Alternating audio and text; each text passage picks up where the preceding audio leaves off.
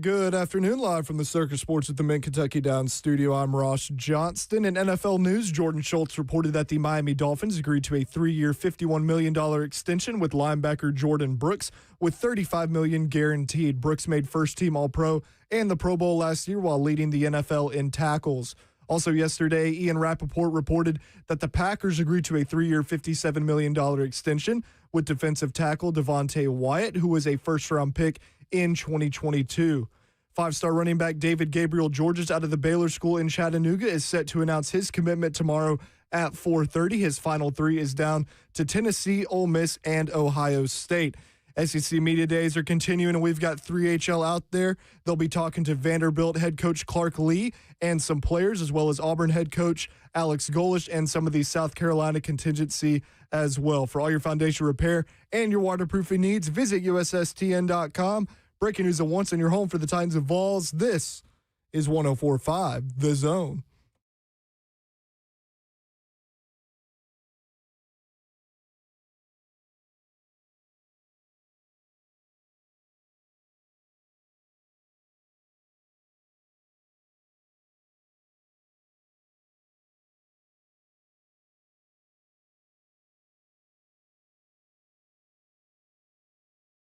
Welcome in, 3HL 104.5 The Zone. Happy Tuesday. Hope you're having a great day. Brent Doherty with you on a beautiful day in the Music City, a beautiful day in Tampa. That is where we are.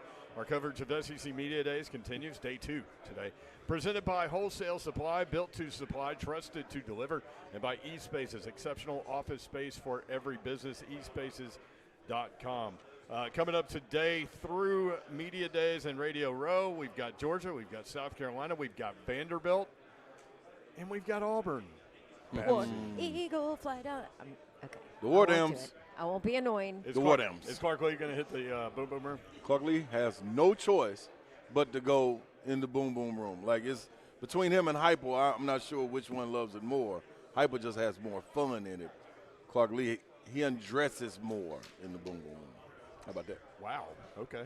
You like that? That's interesting. Did you say undresses? Yeah, I better not catch nobody peeking in the window either. We got security at the boom boom room. Also, might not want to undress here. It is so cold in this hotel. I know y'all don't care, but just to illustrate and let you behind the curtain, Babsy brought a blanket. I took it from our Airbnb. It's from my bedroom. She's like Linus. Hey, and listen, I can't tell you how many people are like, you just messed up your hair doing I that. know, it's such a disaster. How many people are like, I'm so jealous that you have that. Damn right. This is called preparation, boys. It's tough being a female around a bunch of dudes, too, because she's like, why didn't you tell me my makeup was off? Dude, I had mascara on my eyelid, and neither one of these guys told me. I got no clue. Alex Golesh, the Auburn coach, coming up at 3:45. Vanderbilt defensive lineman Iso Ataka coming up at 3:20. Vanderbilt running back Cedric Alexander also at 3:20. But right now, we're going to visit with Vanderbilt wide receiver Junior Sherrill. He's so excited at the potential of spending like 13 to 15 minutes with us. You guys, you have to tell the story of what just happened. You have to. So we were trying to figure out like how much time he has because, Junior's got to go SEC Network and all this other stuff. So they were like, oh, we got like 15 minutes. We're like, great, we'll go 13 or 15 minutes. I glance over at him. He's like looking down. His face is like, are you freaking kidding me? He like kind of rolls his eyes like, oh my gosh, that's a really long time. That's a real Nashvilleian, man. That's Cashville to the bone. Well, so that's what we told. We told him, like, if you're not having a good time, just end it. Yeah, and that's on us. You know what I mean? Be like, I'm done with y'all. No, y'all good. We are very happy to have you. No question. That Excited was to really be funny. here, That was really funny. I'm crying over there right there, man. Listen. So he's like, I feel you. Man, you know what it is. You know what it is. Hey, I quick question to start off, man. I'm going to take you back real quick. Okay. I've been able to follow your career, man, and watch you blossom into who you are. And the people that didn't know you, you woke them up. You know what I'm saying? But the people that did get to see you coming from Lipscomb and how explosive y'all were then. Yeah. Did you know you were going to be this then? I'm sure the confidence was there. But did you know at Vanderbilt it was going to be to this point? It's damn near like y'all were at Lipscomb. You know what I'm saying? The way y'all got rolling, explosive plays, all of that, and you having the success that you've been having. Yeah, man. I already knew what was going on. Even when I talked to Coach Lee the first time, I told him, I was like, I went through the same thing at Lipscomb. Yep. You know, we started off what would we like? Rough. It was rough. It was real rough. Yeah. And the same way it started off at Vanderbilt. Yep. I told him I had a conversation when I was like, I had the same thing going on at Lipscomb. Yeah. So I'm not opposed by it. I'm not scared of it. Yeah. I'm just going to put my face down, grind, man. So. What did you learn in both of those situations about yourself and about the circumstances? Shows that I have a lot of trust in my coach. Yeah. Really, like I trust his mission. I trust what he has going on for us. And without him and without that trust, like it wouldn't be nothing. This program would be nothing. You feel me? So just having that trust in him it's a lot. Tell us about Trent Dilfer. For those that don't know, he was at Lipscomb Academy. That's a hell of a coach right there. Hell of a coach. You know, he loves the game. He's real in tune with his emotions. He's real in tune with the players. You know, he's actually a great coach. A great high school coach. I learned a lot from him in my time being at Lipscomb. Yeah. That's just all I got to say. I'm a great guy. We know him pretty well, but not like you do. And, Yeah. You know, I know an intense guy, but I also know a really cool dude. Like, he can be both, man. Yeah. It's up in the air, you know. Yeah. So then you get to Vanderbilt. Clark Lee, you mentioned the challenges and the tough start. Yeah. To get to a 10-win season, what was that process like for y'all? How much did you enjoy that? Man, you know, just being a part of that 2-10. It's never been done. It's never been done. You know, then flipping it to the 10-2. Man, I knew what it was going to be. You know, I prayed about these times. You know, just trust his vision the whole time. You know, we had to remove some cancer in the program, and removal is like it's what you're gonna have to do sometimes. You know, but yeah, ultimately just trusting what he had in store for us, and the sky's the limit for the program. Do you guys have a leadership group of players? Yeah, we definitely do. I feel like even the younger guys in the group are now trying to become leaders and lead everybody. Yeah, it's like it's crazy. It's crazy. Yeah. You know, we engraved in this program now, and you know, people helping us like Diego Pava and Eli Stowers is helping us engrave that mentality in this program. The sky's the limit for us. Junior Cheryl with us on 3HL. What's the next step for you? I mean, like, what did you focus on, you know, in the off season and said, okay, this is where I want to be better? Yeah. I just want to be the most explosive player in the country, be the most dynamic person with the ball in my hands, and it's going to be up from there. I got something in store for y'all. Like it. I know he do. I know I'm telling for you. Real. It ain't no question. Listen, I'm Tennessee through and through. I'm evolved through and through. But it's some people you get the opportunity to watch their journey. You, Broom, all y'all cats, man. Like, y'all, man, that was a special group, man. I played the Pearl Cone, so I know what it's like to have a special group, the bond that you guys get, and to see all y'all thriving the way y'all are, man. Like, dude, I cheer for you inside. You know what I mean? I can't be real loud, you know, with my own stuff. But I promise you, I'm cheering for you, and I know, man, you're an all-SEC performer, dog, an All-American, and it's on the cusp of happening, dog. So appreciate it. I can't wait to see how it happens. Tell me something about Clark Lee, what he's done for you, or your position coach, what they've done for you to push you to trying to bust through that ceiling that may be there. Just falling back on trust. Coach Bailey, Coach Lee, they really trusted me. Even my freshman year, just showing me the trust and showing me how mature I have gotten this process of being in this program. But ultimately, just trusting me, letting me do my thing on the field, and it paid off in the long run. No question. Yeah. How challenging is it as a player with the whole transfer portal thing every offseason? I'm sure people are contacting you. Never wavered, stayed at Vanderbilt. Is that a challenge to deal with all that stuff? Not really. I just know the love I got for the city and the love I got for the program. You know, so it wasn't really challenging for me. I knew what I was going to do. Yep. Junior Cheryl, Vanderbilt wide receiver. Yeah, I got to put you in the boom boom room, Junior. It's only right, man. I don't know if you're familiar with the boom boom room, but when you go in there, the door's locked behind us. We get in there rapping. You got to answer a series of questions. You answer them truthfully to the best of your ability. The door will be unlocked, and you're free to go on your way. If not, you go to the cellar with the lost souls, lots in the cot. You with that? Let's get it. All right, lock the door, Zelf. Come on. Ah, yes. One man on his way in to the boom boom room. Well, first of all, I already hit my guys up, man, because Coach Lee already said, man, I need a boom boom room shirt, you know what I mean? But I can't put them in no black and orange, so I'm getting the black and gold and print it up. You know what I mean? I'm going to present them the right way to y'all. But the other part is, give me a little bit about you growing up, man, because for the people that don't know, your introduction to Junior, who he is, and why we see this explosive, I can't be stopped mentality and player on the field, off the field, who is Junior growing up? Man, it's a dog right there. Yeah. It's a dog. Yeah. Really, my dad put the football in my hands at a young age. You know, I remember back in the day, we wouldn't do nothing but play football. He would be on me so hard, so bad. Like, he used to make me do push-ups all the time, hit that hill. Like, still to this day, he'll call my phone, like, you hit the hill today? Yeah. But, yeah, man, just doing that. And then also my big brother played a big part of it. You know, he's 5 years older than me, so I never been playing with the younger kids. Like, I always went with him. I'm outside with him. You know, he taught me a lot of stuff that I got. You feel me? So just being with him. Yeah. And so, favorite thing growing up to do was outside of playing football was what? Really bowling. Yeah. I got into bowling at a young age with my dad, and I just now bought my first ball like a year ago. Oh, you in it now? Yeah, I'm in it now. I got my own shoes. Yeah. It's nothing up. It's getting serious. It's getting serious now. Yeah. We're going to get Mookie Betts to come back, man, to host a bowling event, man, to get y'all. Oh, yeah. We need to do that for sure. Yeah, most definitely. So, now, moving on from Lipscomb, after picking Vanderbilt, if not Vanderbilt, what would your thoughts have gone to? Man, that's a hard question. If not Vanderbilt, I probably was going to go with my old coach, Trent Dilfer. Yeah. You know, I believed in him, too. I had a lot of trust in him just because I was with him a lot. Yeah. But, you know, it is Vanderbilt. So. Yeah.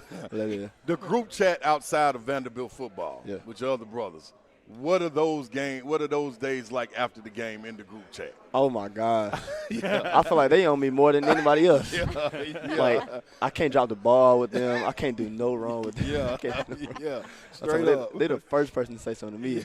I already know it. Yeah. All right, last one, man. Yeah, I got to have it. So you get your phone after a game and you're like, oh, man. I checked the not comp group chat, and it's just, what are you doing, bro? You suck. I'm like, all right, bro, chill.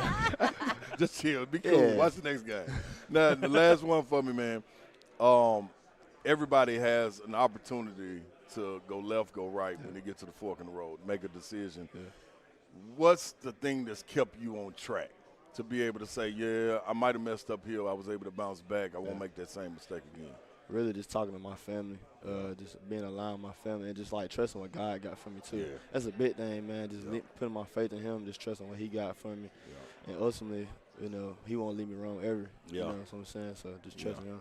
And, well, guess what? Junior. He made it? He made it out the boom boom. Okay. Unlock the door. Your pops will be proud, man. I already know. You said bowling. What's the best score? 222. 222. Right. Good. Ain't playing around. Dude, a lot of these football players are into bowling. Man, you got to find something. It's actually pretty fun. Yeah. It's pretty fun. I like that. We had a bowling event last week. He beat us with a 141. 141? It's pretty decent. No, it's not. Terrible. You know it's not. You can tell by that laugh. He's just trying to be nice. All right, Junior. So obviously all the talk is, you know, there's no Diego, right? I'm not going to say who's going to be your quarterback. Why not? Because he's not going to answer me. Maybe he watch. Okay, watch. Who's going to be the starting quarterback?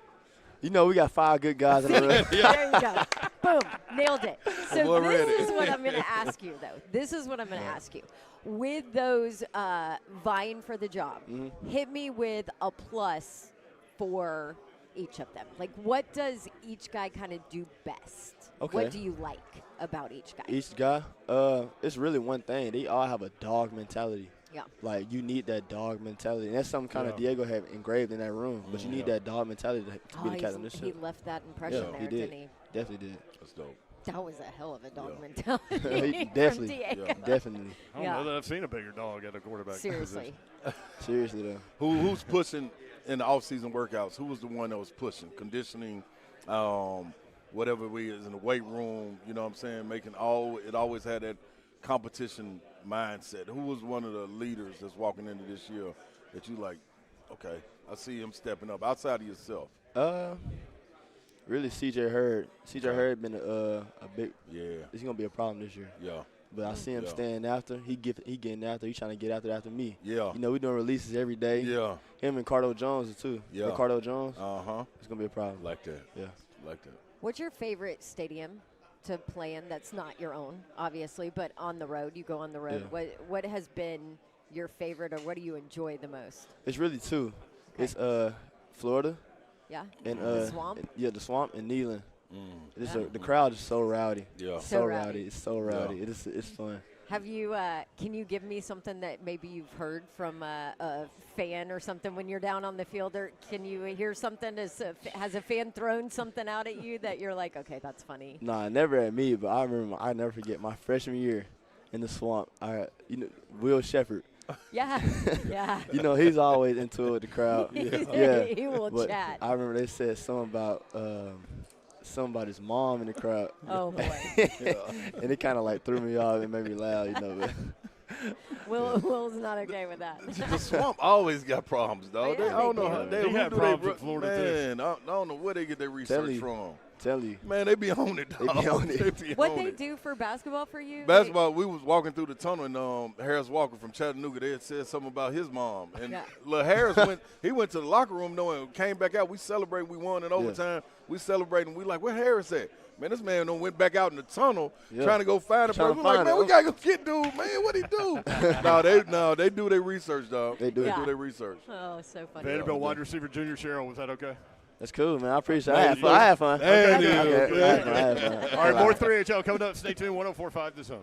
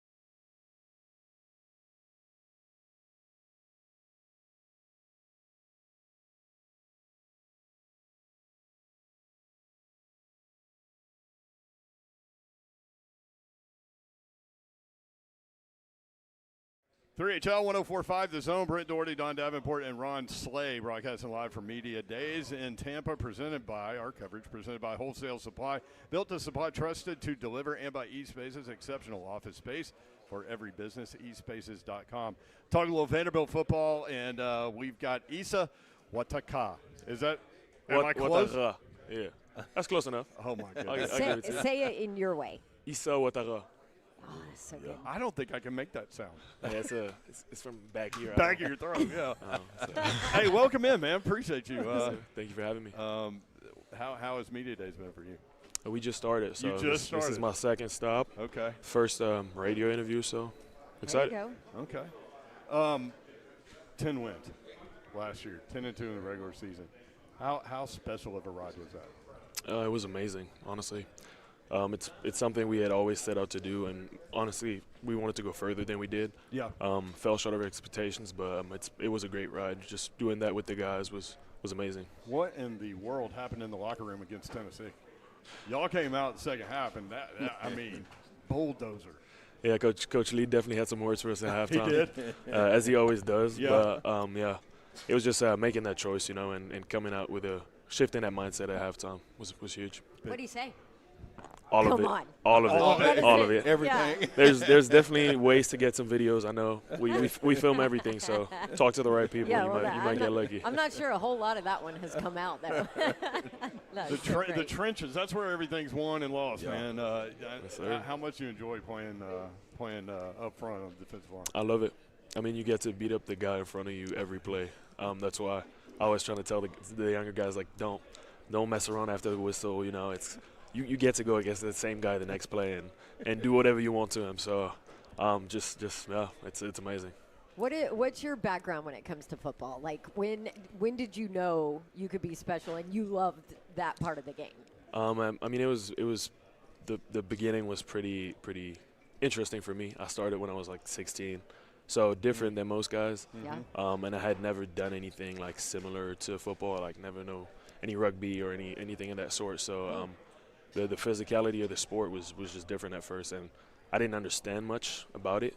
Yeah. Which didn't help, Yeah. I can definitely say I got beat up here and there in my early days, but You can do like see ball, get ball, right? But like once you dive in, then you realize potential. yeah, 100%. It was my coach. We did like a little combine after winter conditioning, and I ran a pretty okay time for my size. And he told me if you wanted to take it serious, you could probably make it to college. And I kind of took it and ran with it. So Nice. That's big, right Easy, there. Issa. Can we put Issa in the boom boom room? Yes.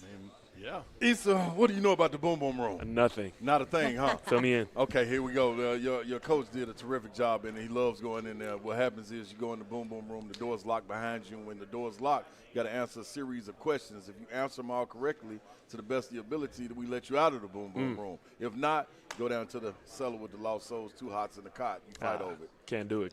Let's Okay, go. so you agree We to win. these terms? Yes, sir. All right, Issa, let's lock the door, Self. Ah, yes. One man on his way in to the boom boom room. Issa, give me a nickname, man, that your fam calls you. You know, you get home, we're around the dinner table, you with family and friends. Nickname I'ma hear is Yila. Yila. Yes, sir. Big Yila. Yila means. It's a short version of my first Okay, name. okay. I have 3 first names, so I like that. Okay. Wait, Yeah, so okay, is- but hold on. Hold on. She's Fill it- jumping into the Here we boom boom room. Sorry. I do can't this help all herself. the time, but I'm like, okay, tell us the like history, origin, fill us in. So my dad's from the Ivory Coast, and my mom's from Germany. So Yilana is my Ivorian name. So is also my last name. So it means if I could do it all over again. So yeah. Very cool. Yila. So we're going Yila. That's what you're Yila. calling him. Yila in the Okay. boom boom I'm room. like, Issa is pretty easy to say, but okay. First love, Yila. First love, my mama probably. Okay. Yeah. Love that. When it comes to sport, first love. I used to row, believe it or not. So wow. that was my first one. How'd you get into that? And a friend just got me into it. Yeah. Okay. So your transition from rowing to finally getting the football, if you look back on, do you look at it and say, man, maybe I should have stuck with rowing, or I'm where I'm supposed to be with football? I'm definitely where I'm supposed to be, yeah. I did a bunch of different sports growing up, like bounced around, and nothing really stuck. Swimming, gymnastics, tennis. There you go. Okay. You did your homework, yeah. Yeah, a lot of different stuff. So yeah. When I was real young, though. So have you been since coming into football? What was your most welcoming the football moment? Mine, for example, was high school. I'm playing. I go across to do a crackback block on the linebacker. I got him lined up. Peripheral is kick in. He see me. He lay me out. I go flying in the air. My air pad pop out. Snot bubbles when I hit the ground. I'm damn near out. May have been concussion or something. Mm-hmm. That was my welcome to football moment. And then he went and played basketball. Yeah, I never did a crackback. Then pro basketball. It was done. I was done with that. I had no business out there. You know what I'm saying? What was your welcome to football moment? The welcome to football moment was in Germany. Okay. It was like a trap block. Yeah. Thought I was coming through clean. I was like, ooh, let me, and then boom, front and right side. I stayed on my feet, but I was definitely a little distraught. Okay. But, yeah. What was your moment that you welcomed somebody and you was like, you stood over them like, yeah, this is where I'm supposed to be. D-line, I'm acting a fool. This is it right here. Let's line it up again. Yeah, if you get some time, you should watch my German highlights. Okay. My high school highlights. Okay. I was doing a lot of that. Yeah. I was a little bigger and stronger than most guys, so that's yeah. Okay. Now, last one, and I'm gonna let you out of the boom boom room. Maybe we can throw somebody else in the boom boom room. Uh-oh, wait a minute. yeah. Say, so we call you Seti in the boom boom room? What's your nickname in the boom boom room? Yeah, call me Seti. That's my nickname in the boom boom Cedric room. Alexander, Vanderbilt running back. Okay, Seti, let me go Hold lay on. the rules I out think first. you need to finish, yeah. I am. Okay. And I'm gonna lay the When rules these are out there and let different one out. rooms. No question about it. Now, when you're in the boom boom room, the doors are locked behind you. You get a series of questions. The only way you can get out is you answer them truthfully. If you don't, then you lock to the lost souls in the cellar. You never get out. Clark Lee was almost down there. We let him out, though, just on some NBA type last stuff. second You thing. feel me? But Yeah. you agree to them terms? Yes, sir. Okay, when we let Big Eli out, we're going to put you in there and see how you operate. Best opportunity to represent yourself in football at Vanderbilt was what moment? Honestly, I'd say today. Getting to represent the guys is like huge for me. Yeah. I'm not the biggest media guy, believe it or not, but just You a very should be. a very humbling experience. Fascinating. He's just getting to represent the guys in. All right, give me one Coach Clark Lee imitation real quick before we let you out. I don't know if I can do it. I might need the camera on me for this one. Oh, it's on you. It's Yeah. live Yeah. direct. If you ever seen Coach Lee, big bald head, Yeah. shiny too. Yeah. And once he gets to thinking and talking, he starts rubbing it. Deep breath, and then he just gets going. So yeah, that's my impression. Yela, good. we letting him out the boom boom room. Good job in there. Good job. Appreciate y'all. All right, Appreciate you. Seti, you ready to roll in there? Ready to roll. Nickname is it Seti? Yes, sir. That's what we're going with. Always been your nickname. Yes, sir. If you wasn't playing running back, what position would you be playing? If I wasn't playing running back, I'll probably be playing receiver. Thought you were going to say quarterback. You know, put him in a wildcat. He can still play that. Defensive lineman. That is. Seti, question for you. In the huddle, you had a guy that was handling the rock, and it was understanding that, we're going to make the decisions where it needs to go. Did you ever have to tap him, hey, dog, let me get the rock, man. I know, I see what you're doing. I see the magic you making happen. Diego, give me the rock. Let me go get busy.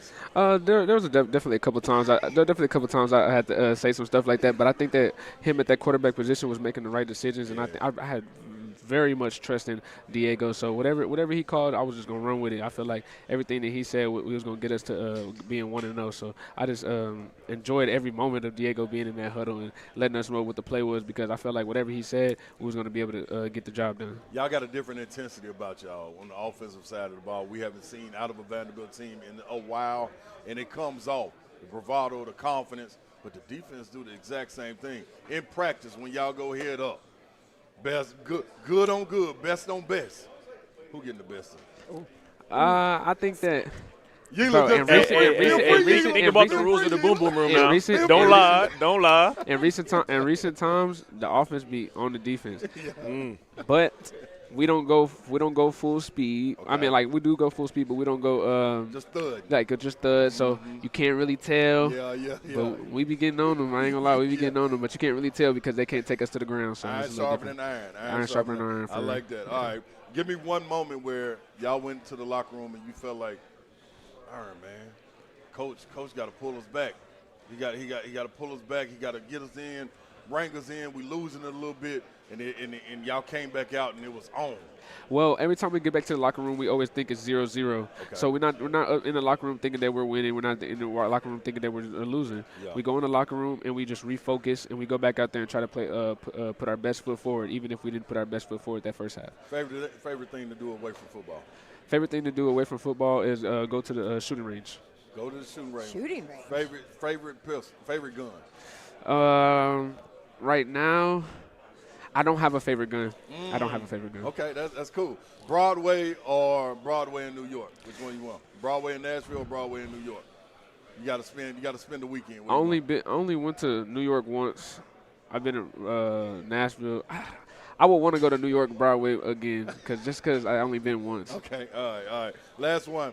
You got an opportunity to click your fingers and you make whatever happen for you or your family or your team. Give me one that you're going to make happen. Snap your fingers, you get your way. Wait, so you're saying if I snap my fingers, what? You get a wish that you're going to make happen for your family, for your team, and for yourself. It's going to happen? Yep. National championship, for sure. For your family, then what? National championship. Love it.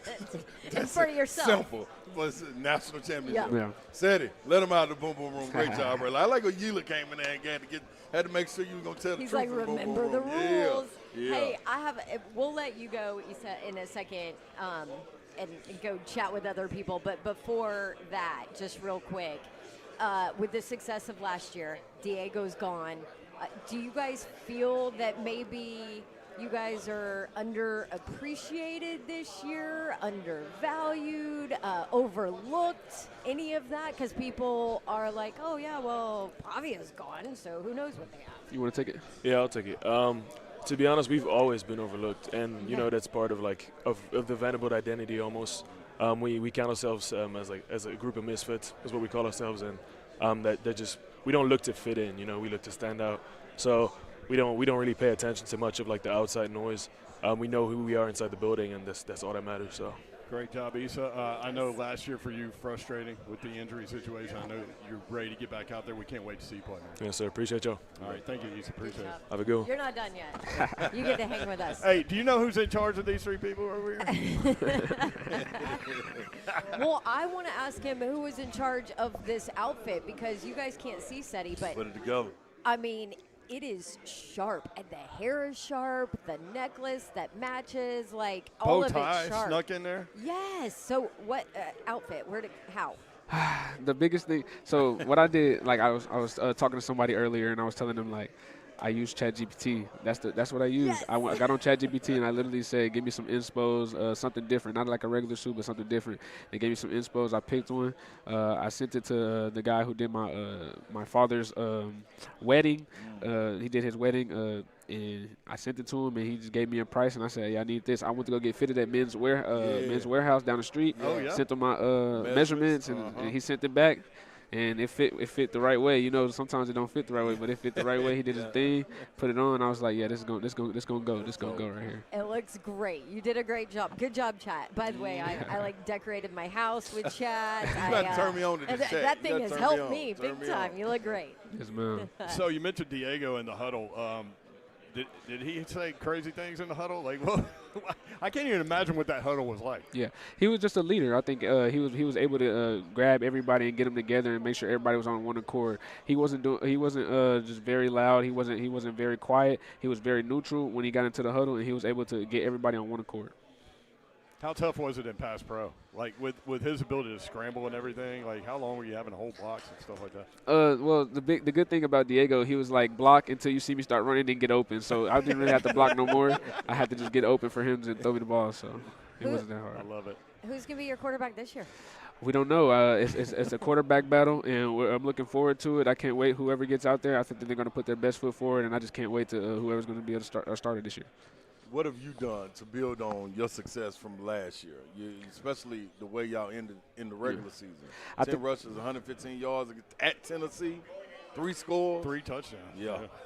I think the biggest thing for me was just get bigger, faster, stronger. I think if you look at the resume, I have better stats. I've been doing better things each and every year. So, what the biggest thing for me is to have better stats and do bigger things this year as well. What was said in the locker room at halftime of that Tennessee game? Like what y'all came out on fire in the second half in Knoxville. I think Coach Lee is very authentic with his speeches. He didn't take for that long. He was just saying, if y'all really want it, then go get it. And I think that's the biggest thing. The whole team wanted it so bad, and we went out there and go get it. Is there some colorful language in there, possibly?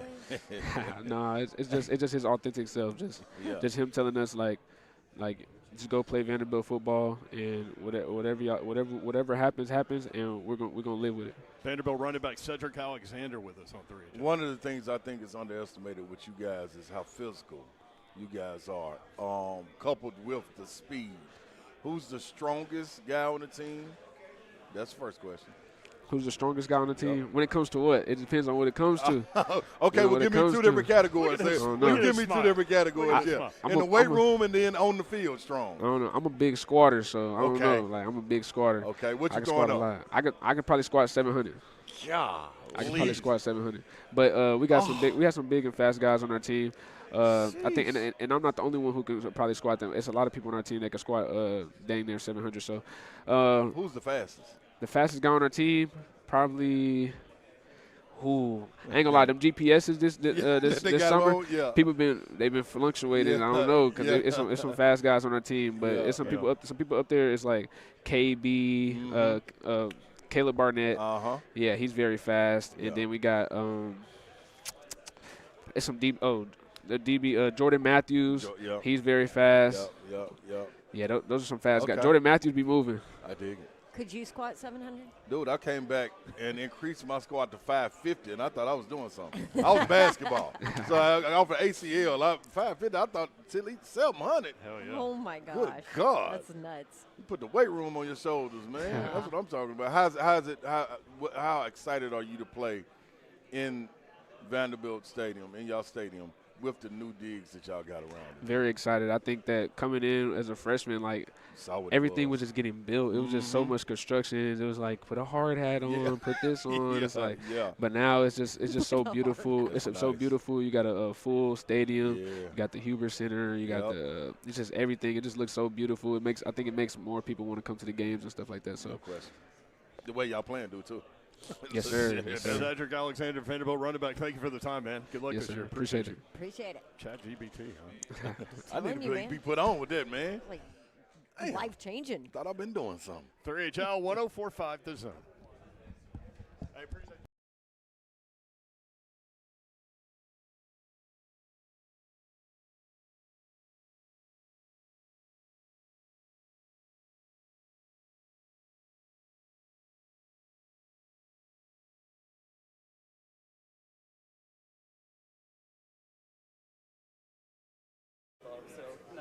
What's happening, good people? Big Slay coming to you, man. You know what time it is. It's the time for you to go on and take advantage of. What? That's PAI Medical. You've been looking in the mirror, you thinking, I'm thinning out up top, man. I need to close the sunroof. You can be like me. Sunroof was wide open, man. I ain't had no time for it. I had to close that thing up. I went to We Grow Hair.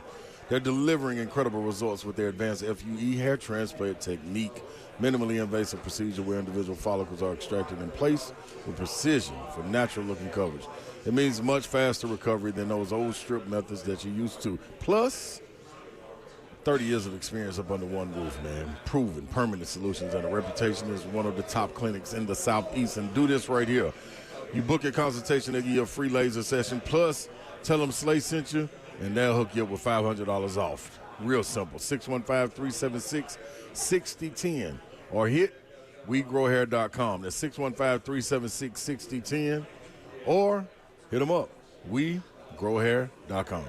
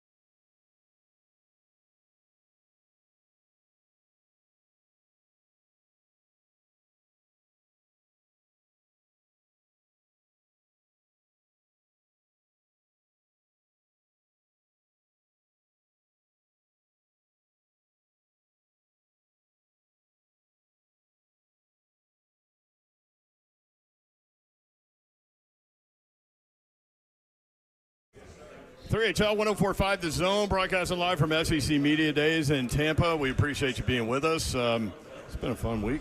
Yeah, we're just cranking up for real, man. Man, Zeph and Dawn just ate like 45 pieces of sushi. They went my off. gosh. They went off. Quite exceptional. I had Seriously. sushi. Yes, we did. It was feeling We a did. certain way. Nick Harper, 45 pieces between the two of us. Nick Harper Wow. joins us at the table. Yeah, they got a boat of sushi, but that wasn't it. Then Yeah. they got edamame and spicy edamame. Ooh. I got a cheeseburger. Nah, you my type of guy. What's going on, man? How are you? I'm good. I'm blessed, to be able to be here. You Yeah. know, Coach Beamer called me when I was in New York to tell me I was coming to SEC Media Day. Yeah. I got a new suit today, so, we looking good, talking good. I'm tired, but we just pushing through it. Got your name on your It cuff, looks too. good. Oh, yeah. It yeah. is. Zeph said, I love your green suit. And you Yeah. said, what? It's sage, man. Nah, It's sage. the correct color is sage. It looks great, though. Thank you, man. Thank you. Yes. I love it. Dude, you're huge. I don't even know where to start other than that. Hey, dude, be Nick is- professional, man. No pause moments or anything, dog. Let's roll. Hey, we got fun on this show. Dog. Yeah, we're a real professional show over here. Well, it's like I read wait about for you it. in high school playing tight end and defensive end. Yeah. And here you go running routes down the sideline. Yeah, it's crazy. Just going from I actually lost weight, so I'm like 232 now. Yeah, so I've cut it down. Like I know everybody says I'm 245 and I personally don't like that, but I just let them say it. I might say put me at 250. Yeah, Let's put me at 250. Let's go get Go some for it. astronomical numbers. Yeah. and, LeBron then numbers. watch my speed. Yeah. There you It's go. a 6'5", right? Yes, sir. Okay. Oh, I actually might be taller now. You think so? Yeah, I think I'm Oh, 6'6". stand up. Help him. Let Sit me up. see. All right. Now, Slay says he's 6'8". That'd be listed. He might not be Listed. 6'8". He's Oh Lord. Oh, Lord. Did you For play those basketball? listening, It was pretty close. It was pretty Yeah, close. oh, no. Yeah, no question. Did you play basketball growing up, too? Yeah, I did. I played basketball for 2 years, but they kicked me off the team because I ain't passed the ball. So That's a problem. Listen, there's When that's what I'm Nick, saying. I ain't need to pass the ball. No. there's no Put it in I the in hole. team, but there is an M and an E. Yeah, that's what I'm saying. It's basketball. Did you ever pass in high school? Listen, that wasn't my responsibility. I'm supposed to be Don't give me the ball if you don't want it going up. That's just one of my responsibility. That's all I I'm saying. just want to put the ball in the hoop. That's and all, and ain't nothing wrong with that. That's Yeah, supposed I to be need the to goal. I need to pass. Come on now. I mean, that's the goal of the game, right? Yeah. No, we got to So- put the ball in the hoop. So were you when were you big as a child? Was it early on? Nah, it was 8th grade going to 9th grade. So I was Okay. 5'8", at the end of 8th grade. So that's Yeah. in I'll just call it May, end of Yeah. May. Yeah. I went into high school in September. I was 6'4". So Oh I'm my 5'8" to 6'4". Hell of a growth spurt. I was- Football coach was happy. Spurt. Oh, he was excited. I was a running back at first, and he's like, Really? he was like, he was looking down, and all of a sudden he's like, wait, what's going on? Yeah. And then it was a whole complete different switch. I was like, man. He's like, you're not a running back anymore. Yeah. I'm not sure you couldn't though. You got, Yeah. serious speed. Yeah, nah, but I ain't Derrick Henry, so. Nick Harper, the South Carolina wide receiver, with us on 3HL. Now, Nick, we got something called the Boom Boom Room, man. Shane Beamer's been in it. We had a couple of guys in it. Lenore's, I think, might have went last year. I think he did. Yeah. But when you go in the Boom Boom Room, the door's locked behind you. Yeah. It's to a series of questions. We just rapping. You got to answer everything truthfully to the best of your ability. If you don't, the door's locked. You're in the cellar. Yeah. 2 meals a day, and it's a cot down there that everybody fight over. It's on you. You got to figure it out. You Oh, know what I mean? Lord. So you I'm cool ready with for that? it. Let's do it. Lock the door. Let's go. Lock it. Ah, yes. One man on his way in We in to the the boom, boom, boom, boom room. I ain't heard this since Uncle Drew. Come on now. And see, I got it from life. It started in college for me. So, all right, first and foremost, man, what's your nickname you go by? I go by Nick. Okay, and cool. then my mom has started calling me Ghost Yeah. the last 2 years. Why, you won't talk to her or see her? I don't know. Like all of a Been sudden, ghosting her? no. It's just like I guess she wanted a new nickname because my name is Nicholas and Yeah. nickname is Nick. There's nothing else. There's nothing else to be to it. So she just started calling me Ghost, and then That's like too my real. dad calls me Ghost now. My girl calls me Ghost. So it's just like That's everything. stuck now. Yeah. Okay. That's funny. Yeah. The speed. The speed is running the 40. What we getting? 4.2. 4.2. 4.2. With that height, damn. That body size moving 4.2. You know, we're in trouble. Like if a grizzly bear comes in here, Oh no, I know he's out of here. I'm gone. Me and Nick, we can toss Zip. That's we can get him on out of. You're gonna be the sacrificial lamb on that, man. We gotta get on that because I know I ain't running no 4.2. So I look like I might be the slowest at this point. So no. Y'all see that window right now? I'm straight through that window. Yeah. In practice, man, who is it that you look like? You know what I mean? Maybe foot race going down the sideline. He close. He ain't catch me, but who could get close to you? DJ Black.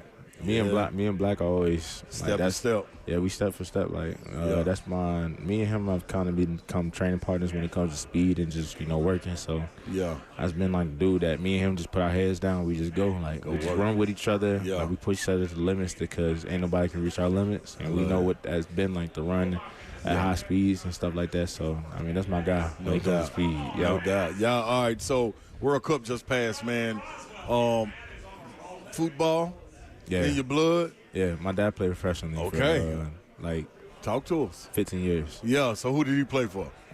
He played for the Nigerian national team when he was 14 years old. Okay. And he became 14. Shout out to the Igbos out there. That's awesome. Yeah, he's Igbo in Yoruba. Is so it? There it is. Yep. Shout out to him. So who are you going for in the World Cup? I was going for Spain. Okay. And Spain won. Spain won too. Spain put on a master class against every team that they played. And Everybody said that, man. They so technical. We got to do it on our station that talks about it, man. Yeah, not us. No, it was crazy. Yeah. Just the way they ain't allowed nobody just to have the ball. They just suffocated defensive backs. And then, me and my dad, we basically watched every game together. Even though we wasn't together, we'll put the game on and he'll call me when something happened, or I'll call him when something happened. So it was just a big thing for me and him just to watch the game because we ain't got to watch the World Cup a long time together. Yeah. Keep hearing the family aspect of it right here. Who was that mentor, either off the field, on the field, in sports, whatever it may have been? Who was it that you love to give props to? I'll say my dad and my big cousin Avery. Okay. Just them two, just because Avery played professional basketball. Yeah. And, my dad's just been, my mentor and stuff like that. He's just taught me so much. And, I just wanted just to be just like him and just to be better than him. So he just pushing me every day to continue just to. He's in there right now. Boom, boom, boom. Look at that go. You heard it. Yeah, so he just pushes me every single day to be the best I can be. He's a man of faith, so he just continues to, push me in my faith as well. Just giving, my gratefulness to the Lord, for just giving me the opportunity to be able just to be here, to be able to be blessed with this body and just, just be this work of art. How hard is it to switch, my last one for you, to switch and say, put all that focus in what you need to in football, knowing the track star that you are? It was hard. It was hard. I thought about it for a long time, but, I called Coach Furry, called Coach Beamer, and I told him, I said, I'm committing to football full time. So when I did that, I feel like I made the best decision I did in my life, and now it's just propelled me in so many ways that I never thought I could imagine. So I made peace with my decision of not running track no more. It was hard. I already know. Yeah, I still watch it all the time. I try to tune in as much as I can. And I tell them boys, hey, y'all lucky I quit. Y'all let Ghost out of the boom boom room, man. Ghost. So I was up there about 2 years ago and had the opportunity to go check you guys out in the spring game, and I don't think you were playing, and you walked by y'all little underneath little part that y'all come out and meet the family at. Yeah. We walked by, man, I got on the phone immediately and said, hey, dog, y'all got to see this dude, Nick. Man, this dude looked like an action figure. I ain't never 6'5" at that time, you know what I mean? Yeah. How big you were, broad, like shoulders. I was like, nah, dude, an animal, man. So, dude, the sky's the limit for you, man. Keep pushing. Yes, sir. Appreciate that. Thank you. Did you play soccer? I did. I played soccer for, I think, probably like a month. My dad told me no. He said no coordination, no nothing. You doing the name wrong. Don't do it like that. Yeah. That was just bad. I said, Pa, I'm just trying to be just like you. He said, no. That's great. Well, I think you made a good decision. Nick Harbor, South Carolina wide receiver. Appreciate you, man. Good to meet you. Yes, sir. That was fun. Yes, sir. All right. More 3HL coming up. Stay tuned. 104.5 The Zone. Thank you. Thanks.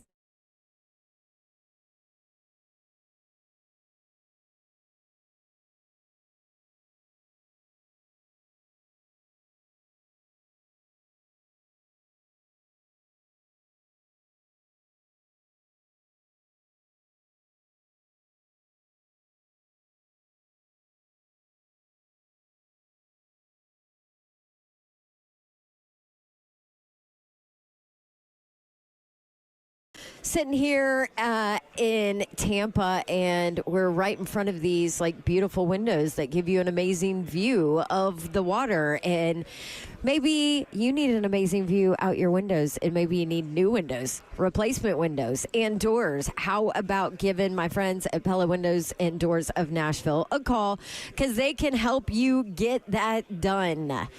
They replaced all my windows and doors in my rental property. They replaced our windows downstairs in our house, and they're amazing to work with. They've been phenomenal.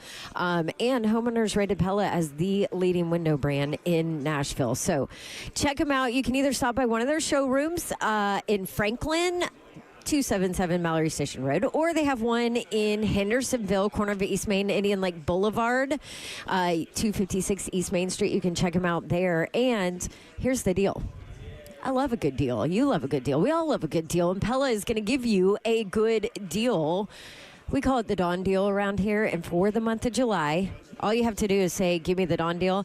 60% off Pella certified installations and 0% APR for 36 months. That means you have 3 full years to pay off your new windows and doors. Easy to schedule your free consultation. Tell them to give you the Dawn Deal. Do it online. They'll come to you for a free consultation. Here's your website, PellaNashville.com.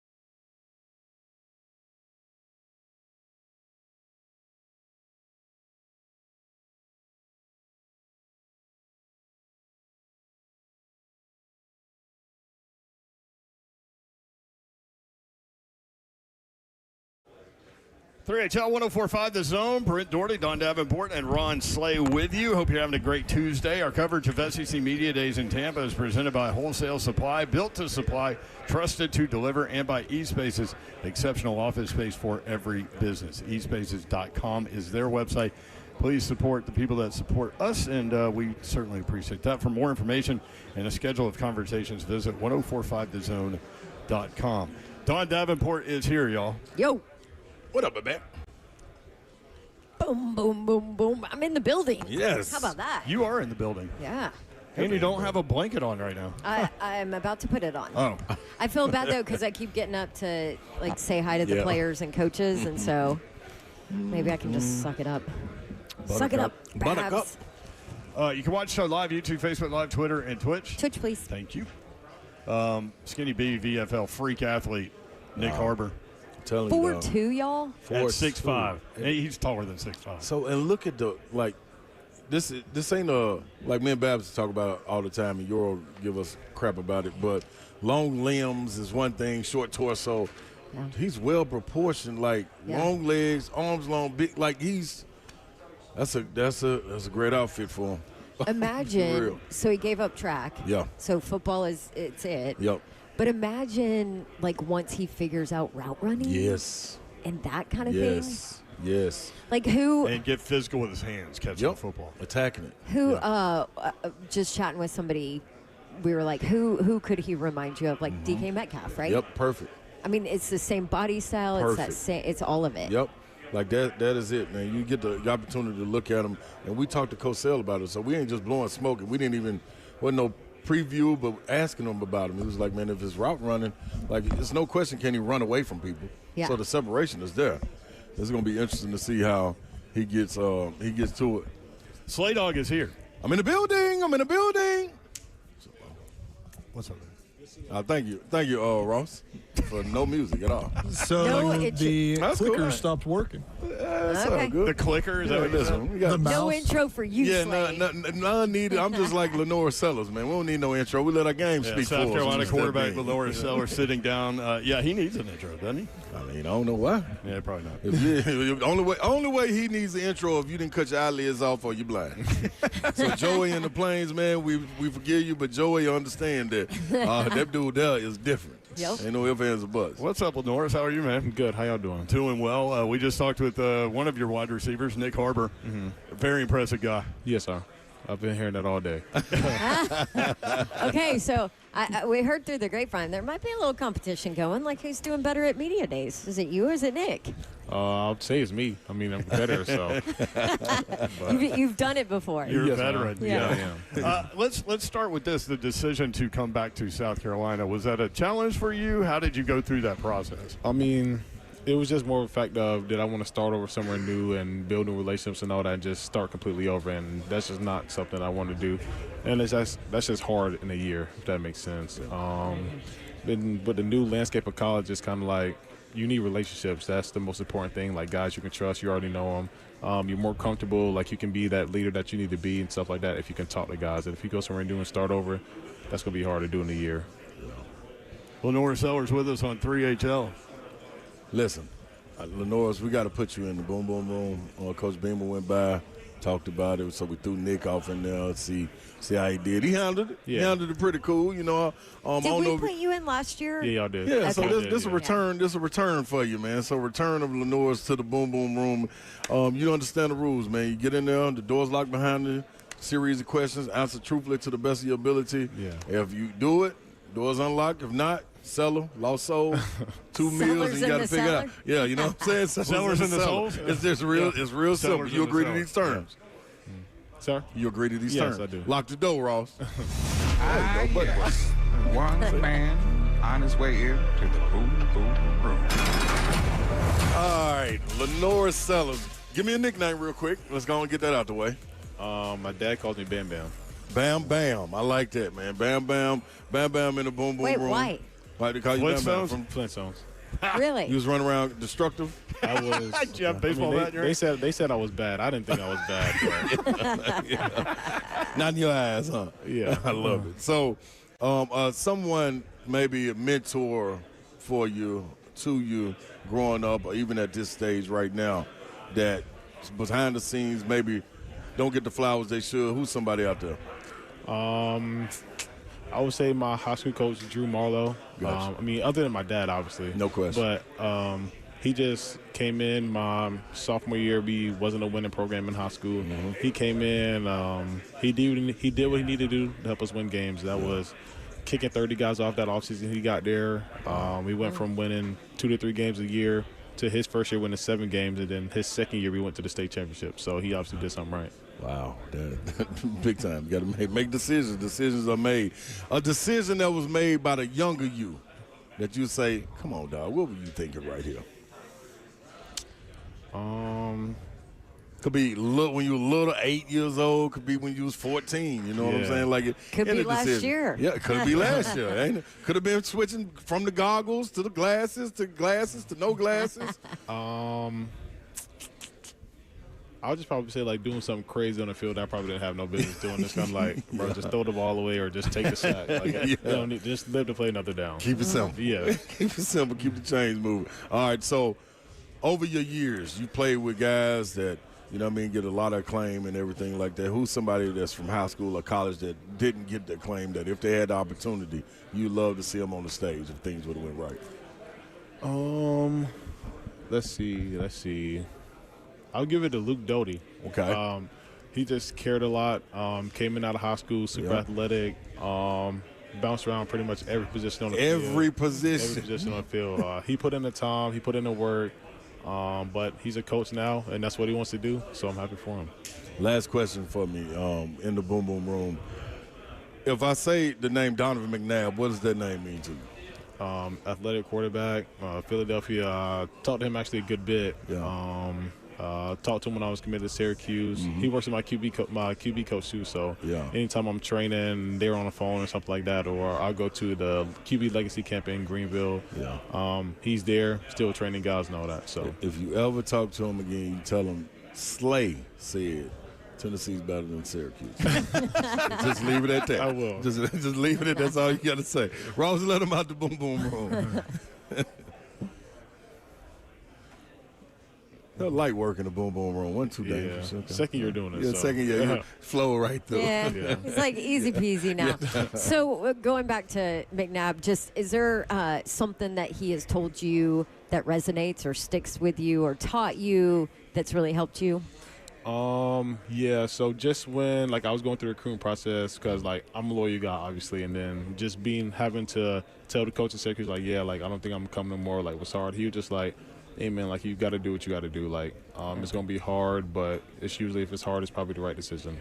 Yeah. So do what's best for you. Williams-Brice is an incredible atmosphere. Mm-hmm. Do you remember your first night game there and, like, experiencing that for the first time? Yeah, it's just surreal, like, crazy. Like, go home after the game, like, you should be dead tired from, like, I mean, I wasn't playing, but tired from warm-ups, tired from all the emotions and all that, and you're just, like, wired, like, wide awake. You go back home, you watch the game, you can turn the TV up as loud as you want to. It's not the same. It's crazy. Yeah. What about playing Crazy, on the road? man. How much do you enjoy that? I enjoy it. To, like, quiet the crowd? I mean, it's not quiet. I'll tell you that. It's not quiet. But if you score a touchdown. If you score a touchdown, it's quiet. Yeah. But, I mean, usually, like, the fans, like, they're passionate, so they ain't going to stay quiet for long. Like, they may be down for, like, 4 or 5 minutes after that, but they're back loud and booming again 5 minutes later. Y'all's schedule last year was crazy. It was like 6 straight ranked teams. And this year I'm looking at the road games at Alabama, at Florida, at Oklahoma, at Arkansas, at Clemson. Yeah. That's tough, man. Life in the SEC. Yeah, I mean. That's what you want, right? That is what you want. I mean, that's what people say. Like, it just means more like it's every week you're playing that SEC defense. Like, all 12 games or 10 games or whatever, how many conferences, like, you're going to play guys that's playing on Sundays. You know what I'm saying? So, I mean, just building you up for the next level. We love your coach, Coach Beamer. Always have. We should have him on after you as well. So help us out here. What is maybe the most annoying thing that he does as a head coach? Or maybe it's like a joke within the team. I'm assuming you guys are probably super tight, so I'm assuming he knows probably if he does something that annoys you guys. Yeah. But give us kind of the scoop before we chat with Coach. Let's see. So, like, So we had workouts this morning. He made us work out this morning before we got on the plane. Oh, yeah? That was the first thing. He didn't give us a day off.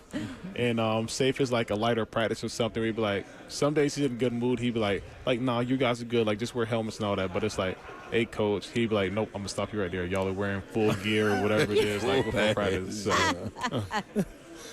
Oh, Shane. Lenore Sellers, South Carolina quarterback, with us on 3HO. Let me ask you this, Bam Bam. When you look at what you could do to elevate yourself from last year, go back and watching the film, seeing how you did.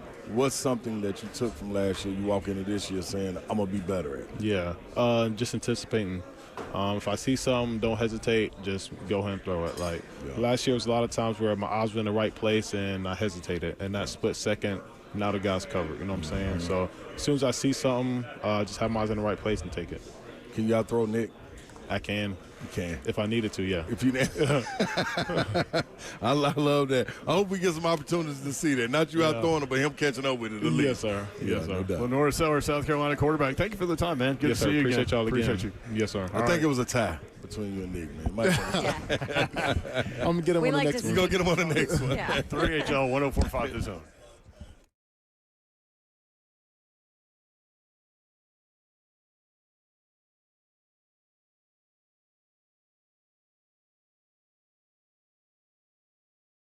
Check this out, y'all. Low T and Synergex teamed up, man, to be the ultimate team. Yes, for you. Testosterone levels may be a little bit off, but you never know until you go get checked. They can get you all the way checked out and get your balance. And know that it's a blueprint for you. It's not a one fits all and none of that. No, they go right for what you need. It's designed for your life. What's your levels? You can get on top of this. Listen, I had my levels checked, man, and I was that close to being diabetic. Didn't even know it. But these are the things that you find out once you get your blood work back, because they got the on-site labs, man. Get it back within 20 minutes or less, and you know exactly what's going on. A lot of experience right there with Low T. And it's more than just taking care of guys. It's taking care of women as well, increasing the life, increasing your output that you're getting, the gains that you're looking to give, some moreling right there for you. Whatever you're looking for, just go to fixmylowt.com.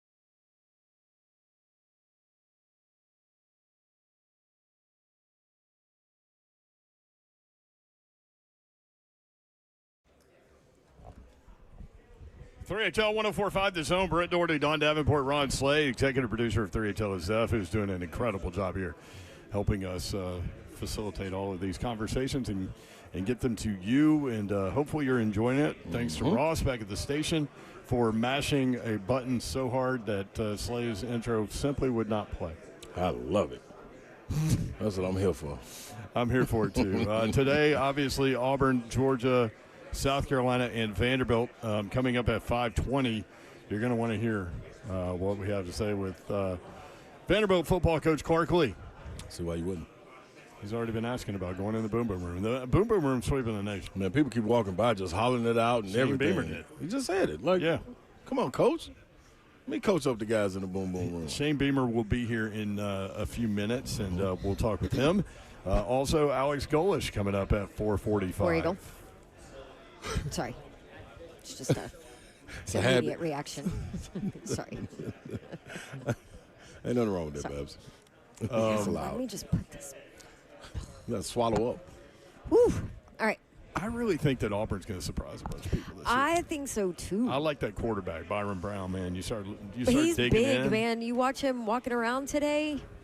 I think so early. He's big. I had somebody come up and they were like, "Oh, I thought he was bigger." I'm like, "Seriously?" Like, he's already big. His paws, those hands, Yeah. massive. Yep. Fourth year together with this head coach and this quarterback. He'll be 22 in September. He graduated South Florida already, magna cum laude. Wow. Smart. Yep. Health sciences. Need is that. his Oh, or that was is his not major. that's not an EJ major. No. Injured in You 2024 gotta after 5 have, like, games. chemistry and all that. You know, those classes that I dropped. You took to change my chemistry for one major. day. Well, no pots. No, I think I made it like 2 days. Oh. Yeah. Pre-med Good job. didn't take. Yeah. I was like, well, crap. Not going to be a doctor. Pre-law didn't take. Get me out of there. TV. Here we go. Good backup plan. In 2025, Byron Brown last year, 9-3 for South Florida. That was a dramatic change, too, because they were 4-29 in the 3 years previous to Alex Golish. Mm-hmm. He goes 7-6, 7-6, 9-3. I mean, totally changed that program. Right here in Tampa, about 8 miles from this hotel. Byron Brown, 3,158 yards passing, 28 touchdowns, 7 interceptions, 1,008 yards rushing, 14 touchdowns, 12th FBS quarterback ever to go for 3,000 yards passing and 1,000 yards rushing. That's what he does. Turn programs around, man. That's right. Look who's here. What's up, Coach? How are you? Coach. Hi. Good Coming to up see you. tomorrow, Alabama, We're live Florida, on air, Coach. Ole Miss, and Texas A&M. But right now, we've got South Carolina football coach Shane Beamer sitting down at the table, as he does every year. Always nice of you to pop in. Well, always love jumping on with you, and this is a no-brainer to join you guys. So this is always fun. The other ones aren't always fun. Your players are very impressive. Well, I will say. Your they're quarterback, awesome. your wide receiver, they're Yeah. very big individuals. They are. But neat size. guys, and I knew they would represent us the right way. So glad y'all have had a chance to get to know them on this day. So Nick Harbor, 4'2". Yeah, it's there's certain At guys. that size? Yeah, I mean there's certain guys. The first time I ever saw him, I was coaching at Oklahoma, and I went into his high school in Washington D.C. We were recruiting an offensive lineman from there, and his high school coach was like, "Let me show you this freshman that I got. I'm not going to show you a football video. I'm going to show you track video." I'm like, "Okay." And high school coaches say that all the time. I'm like, all right, buddy, whatever. I got to get to the next stop type thing. And then he put this video on of Nick, and I'm like, wow. Yeah. One, he's a freshman. And then he showed him to me in the school, and I saw his size. And I remember thinking to myself, that guy plays football and he runs track. So there's very few there. There's football guys that run track. There's very few football guys that are that size that run track that could also potentially run track in the Olympics, which he could have coming out of high school. And but he's worked to become a great receiver, and really excited to watch his continued growth this upcoming season. He said he went from 5'9" to 6'4" that year, 8th grade to 9th grade. That explains it. I mean, when we were recruiting him, we didn't know, is he going to be a defensive end? Is he going to be a tight end? Yeah. We really didn't even talk much about wide receiver with him just because of his size. Okay, how are his hands? His hands are better. And he'll be the first to tell you, he had a long way to go when he got there. And I use the example of the Texas A&M game 2023 and Texas A&M 2025. Texas A&M 2023, he's a true freshman. We play in College Station. He has a couple not critical, but drops that day that were balls that he should have caught, and he dropped it because his hands weren't where they needed to be. He is the hardest worker on our team, and he worked himself into becoming a great receiver. You fast forward 2 years later to 2025, we go out there last season, and he, has one of the, I think it was a play that was actually the fastest a player ran in all of college football last season was this play where he runs a little bit of a nuanced route. He catches a ball that's a tough catch right at his face mask, and then he sinks his hips and outruns the entire Texas A&M defense for a touchdown for like 60, 70 yards. And that's an example of his growth, and he's worked really, really hard to become a better pass catcher. Yeah. 5-star player out of D.C. How were you able to sell him on South Carolina and you? And Yeah, I'll be honest with you. When I left Oklahoma and I go to South Carolina, I didn't have high hopes of maybe getting him. I mean, he had the whole world after him, and he didn't know anything about South Carolina. Yeah. He had a relationship with me because I had been recruiting him. So I just remember when his very first visit, he and his high school coach agreed to bring him down in the summertime. If you remember when I got hired in 2020, that was COVID, so you couldn't host prospects until I think June of 2021 was the first time recruits could come visit campus. And in that summer, he came down, and I just remember meeting him outside our facility and just connecting with him and talking. And then he saw, it's the same reason that Dylan Stewart came from Washington, D.C. It's close to home for him. There's a lot of students from South Carolina that go to school, or students from the Northeast, D.C., that go to school at South Carolina.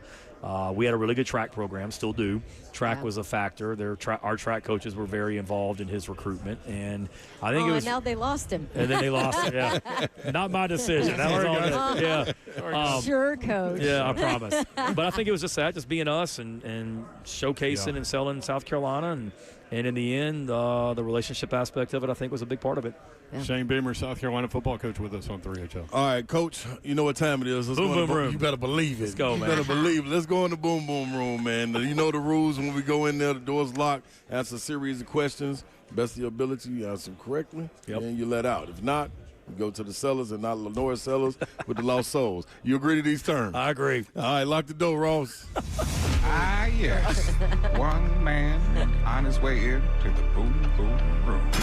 See, Coach, man, as a former athlete, man, I know it's been a long day going through the gauntlet of this right here, so we're going to lighten it up a little bit for you. So this right here is an either or right here. You get a garden or mow the grass. Which one you going to do? Mow the grass. Mow the grass. You ride more or you push more? Push. Push. You're going to get your steps in. Get my steps in and get some exercise. Yeah, I like it. I like it. Hardcore. Clean the gutter or wash the cars. Which one you going to do? Clean the gutters. Oh, up on the ladder, getting the spray off and everything when you could be down low safely. Yeah, you could be down low safely, but I just think like washing the cars, you put yourself like in some awkward positions. You get the top of the car, tires. It's hard to maneuver. I just think I can hop on a ladder and clean the gutters. I think that's pretty easy. Also, if you have kids, your car's always disaster. Yes, true. Grill or bake? Grill. Grill, what you throwing on there? I'm simple. So, all right. So, not to bore you with details in the Boom Boom Room. No. There's nothing going in there. I had a green egg when I coached at Oklahoma. Coldest thing moving. That was awesome. And then we moved to South Carolina, and somehow or another, the green egg didn't make the move. Oh, no. And I don't think I've used the grill since like 2020. So we got a green egg this summer. And when the first time I was going to use it, my kids are like, "Dad, are you sure you know how to do this?" And I'm like, "It's like running a bike." Yeah, I've been doing this. Yeah, so I'm not some grill connoisseur, Ron, but burgers, you know, hamburger, cheeseburger, hot dogs, some grilled chicken, money. I like it. And you're never getting any pushback from me about grilling. Now, this is what I got to know. Your team score or get a stop? Which one you choose? Ooh. Score. Yeah. Because ultimately, that's what you got to do. So you got to do even if we get a stop, eventually we got to score. Okay, I get a score there. Make a play. Stewart, Sellers. Ooh. Since I just went with score, I'll go make a play with Stewart. You know, because I think back with him, you know, he goes, makes a play. That's a sack. Yeah. That's forcing a fumble. Yeah. It resulted in a touchdown, which he did last year against Kentucky. Mm-hmm. You know, so I'm all for that. Let him go make a play, and if he's making a play, really good things are happening. Walking into this year, what's more difficult? And I need you to be all the way truthfully honest, or the door will be locked now. Oh, here we go. Walking into this year, a lot of turnover and coaching. You got the transfer portal, all of that. But you also got access to your office by your kids. They like to get on the window. They write your notes, you know what I mean? They got to let dad know y'all pulled it off, you didn't pull it off. Talking to your kids during the season or talking to your team at halftime of games. Which one you going with, Coach? Probably talking to the team because I don't get any pushback from the team. Zero. The kids, they letting you have it. Well, so you better come correct when you bring it to them. So with them, they're gonna let me have it. My son, I know we got to get off, but my son has a couple times this summer said a couple things to me about last season. I'm like, dang, bud, like we ain't even made it there yet. That hurts. Like seriously, I know we're trying to like be funny and all that, but no hose ball. Man. Yeah. So definitely the team. Okay, I like it, man. Ross, let him out the boom boom room.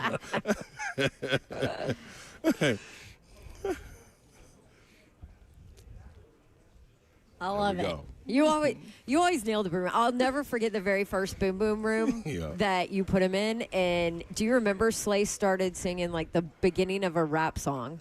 I want to say it was your first year here, or maybe. And he finished. And you didn't even let him fit. You just nailed it, like finished it. I'm no like, doubt. God, that was one of his viral moments. He got a lot of viral moments. He's kind of so cool, Yeah, but like I told you before, like I've said this to you guys. I'm a GA at Tennessee in 2001, and Ron's on the team. I'm like, so sitting here even now, I'm like, that's freaking Ron Slade. That's right. I used to see on the strip in Knoxville as a young single graduate assistant over at Cool Beans or whatever. There ain't no telling. Yeah.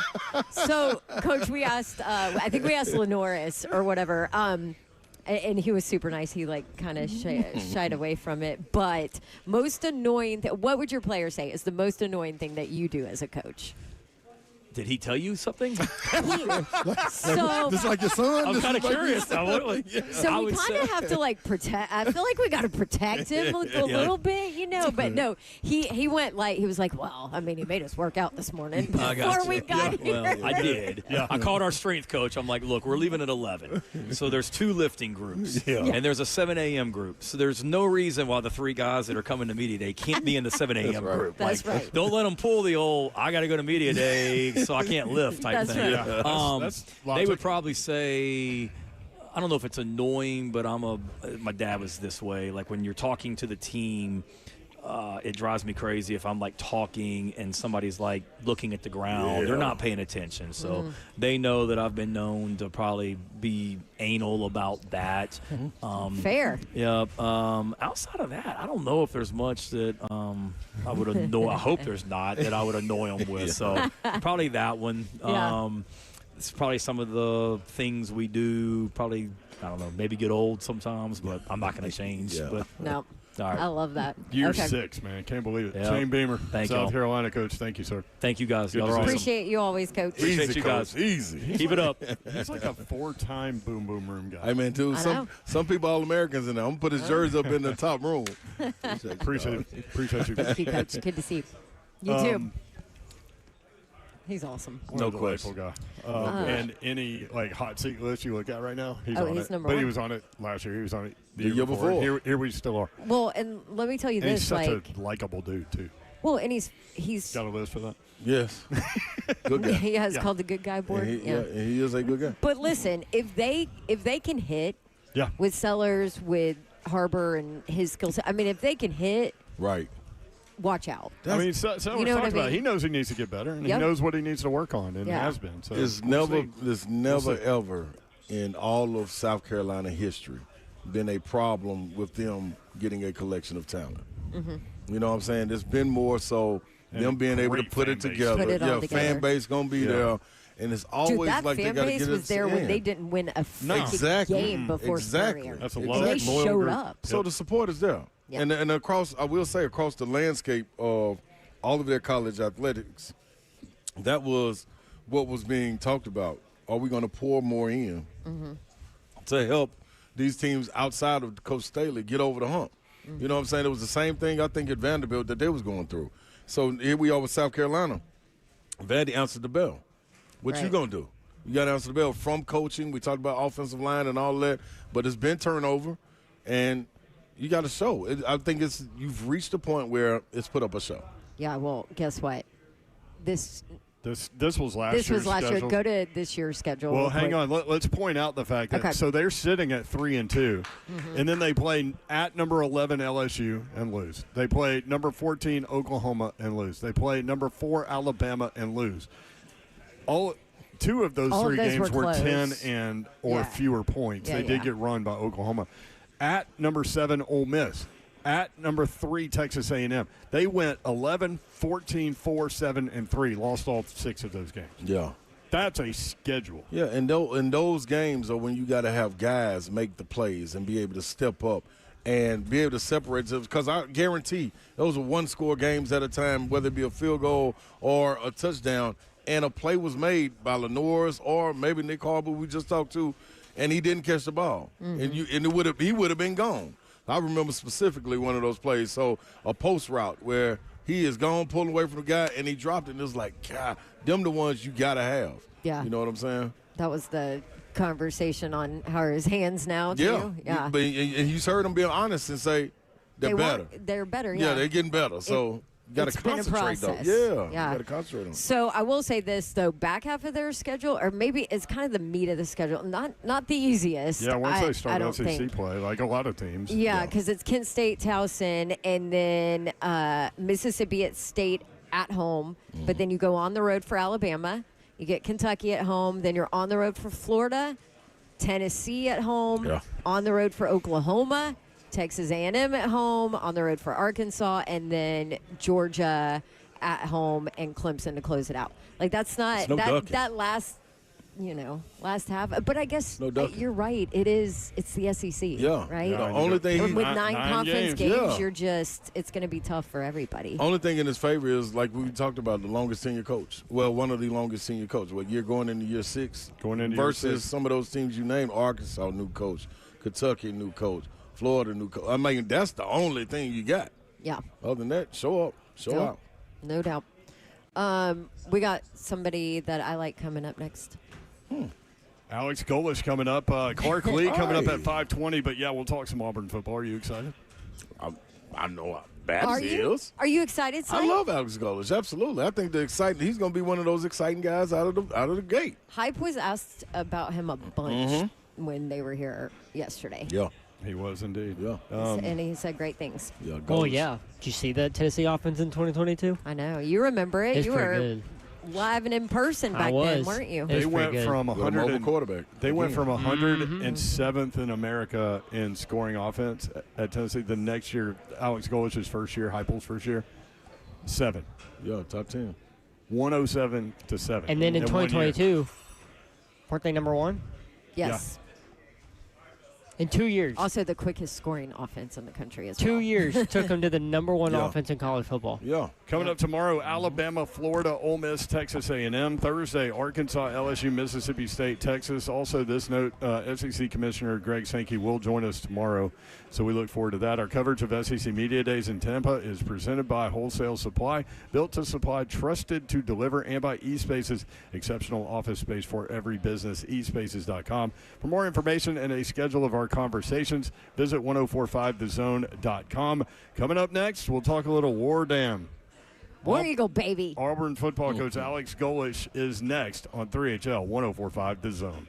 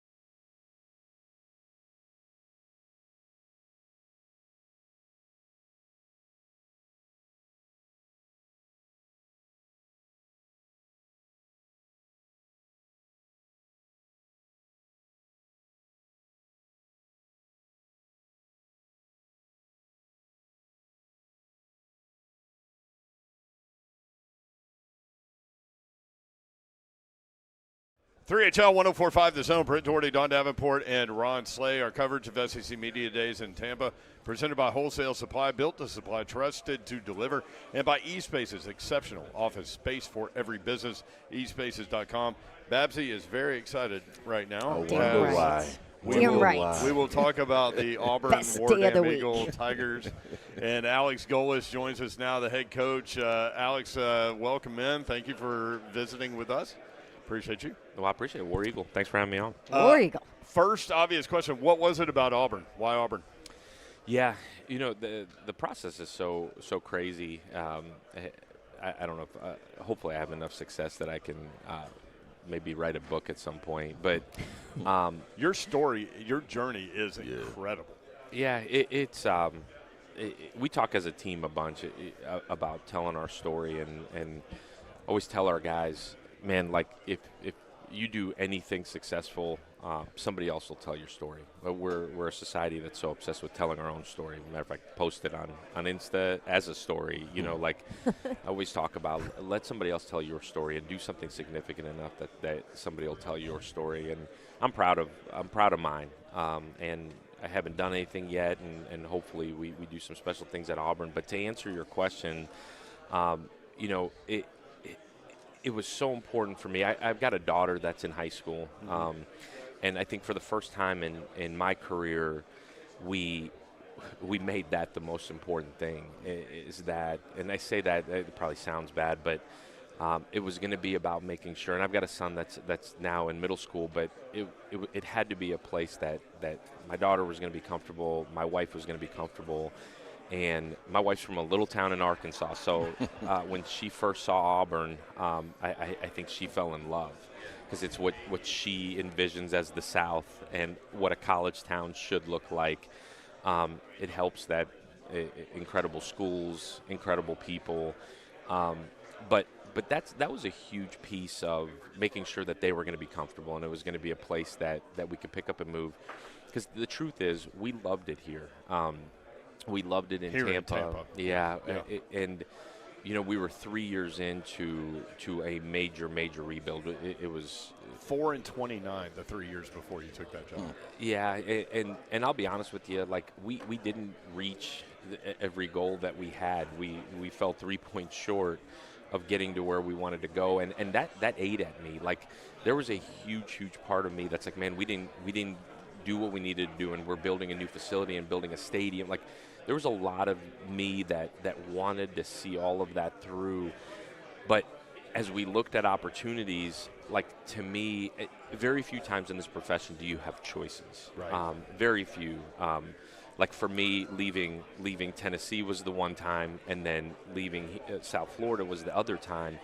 And when you have choices, you got to make the best one. I almost look at it like recruiting. Like we had some incredible choices and incredible people, and Auburn was the place that for my family was going to be right.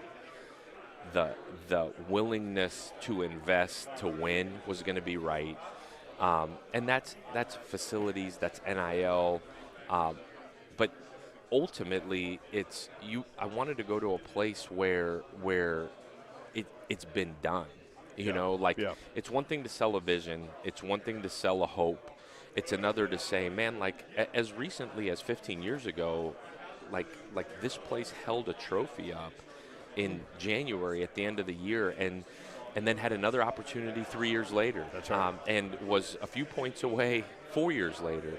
And so the fact that it had been done and that is the expectation is what was really intriguing to me. Yeah, but haven't had a winning season since 2020. It has been very painful for us. Damn, Auburn. has it been that long? It has. It has. Goalers. So perfect timing for you to walk in. You mentioned like changing the culture at South Florida and all of that. It has to be easier for you to be able to set that when you walk in Auburn, when you're bringing your quarterback who you've been with for 4 years. What's that relationship like for you guys, and how does he help you to do it? Yeah, I mean, he is he's a special young man. Like, he is a culture setter. I think anytime your quarterback can also be one of your hardest workers, can also be one of your toughest physically and mentally football players in the building, And now, I got him as an 18-year-old. Now, as a 22-year-old, how confident he is to actually speak up. How confident he is to actually say, "Man, like shut your mouth and follow me." Yeah. It's been fascinating to watch his growth, both physically, but just as a leader. And I think what I told him has come to fruition. I told him when he first got there, I said, "Hey, just so you know, like, this is different now. Like, every single thing you do will get critiqued. Every single thing you do will be judged."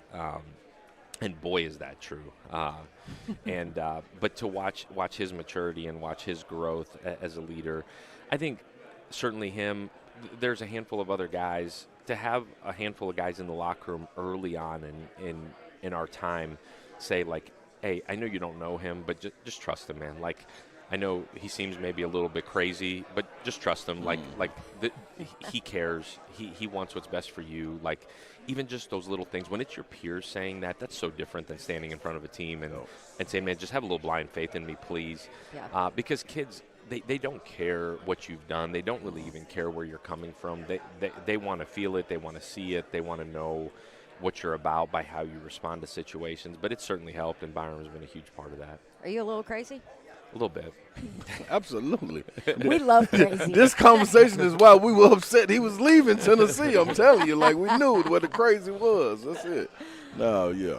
Well, All right. Coach, thank you for the quick visit. Appreciate you. I know you're busy today. I wish we could have you on for like an hour. Yeah. I want to Yeah. dive into offensive talk. I want to dive into what your players think is annoying about you. Like, I want all of that. So we'll have to have you on We'll do it sometime. again. Yeah. We'll certainly do it sometime. Yeah. Maybe at the end, once you like host a trophy and all that again. How's that? Don, I'm in. Listen, hey, when that happens, I'll come up to Nashville. We'll do it. Oh, Boom. yeah. There Mark we go. it down. Save Hashtag this. hoist. Alex Golich, Auburn head football coach. Thank you, sir. Appreciate it. Thank you so much. Thanks, War Eagle, Coach. guys. War Eagle. Appreciate Alex Golich, new head coach at Auburn, coming on the show. Byron Brown is going to be key, man. We've talked about it. This might be a situation where Auburn is better than people think, and it's going to start with that quarterback. Fourth year together. He'll be 22 in September. Graduated magna cum laude. Just a phenomenal kid and a phenomenal quarterback. 12th FBS quarterback to go for 3,000 yards passing and 1,000 yards in a season.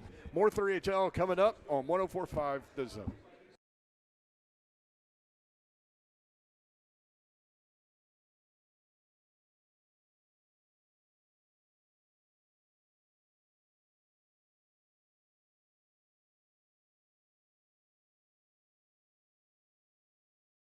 Brentwood Jewelry, 7012 Church Street in the heart of Brentwood, just off Franklin Road. Exceptional style, exceptional deals every day for more than 50 years. That's how long these guys have been in business, helping Middle Tennesseans with their jewelry needs and their gifting opportunities. Brentwood Jewelry has been proudly serving the Brentwood community in Middle Tennessee with exceptional style and exceptional deals every day. As a family-owned and operated business spanning 3 generations, they are deeply rooted within the community. Brentwood Jewelry here to help you pop the question if you're thinking about getting that done. They can help you. Let them help you take the stress out of selecting the perfect engagement ring. They can help you find a beautiful ring in your ideal budget. Browse their incredible selection of one-of-a-kind rings, or talk with their custom design specialists to create a stunning ring as remarkable as your loved one. Relationships, that's what's important. At Brentwood Jewelry, you'll feel that when you go visit them, and you'll quickly get to know them, and they'll be able to help you with any of your gifting opportunities throughout the course of the year. Brentwood Jewelry, 7012 Church Street, located in the heart of Brentwood, just off Franklin Road. Exceptional style, exceptional deals every day for more than 50 years. Visit BrentwoodJewelry.com.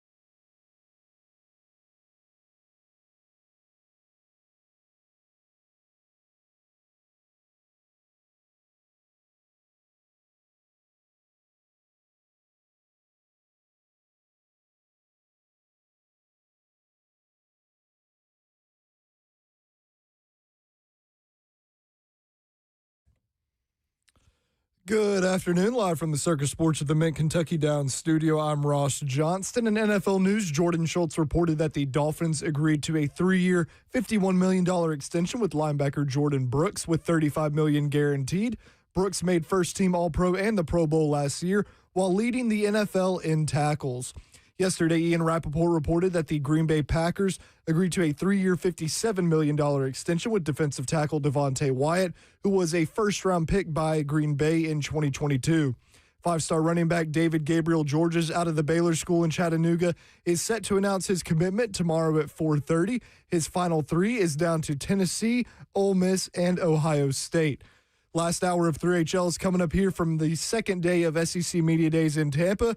They will be speaking first with former South Carolina QB Stephen Garcia, followed by Vanderbilt head coach Clark Lee and Georgia offensive lineman David Bobo.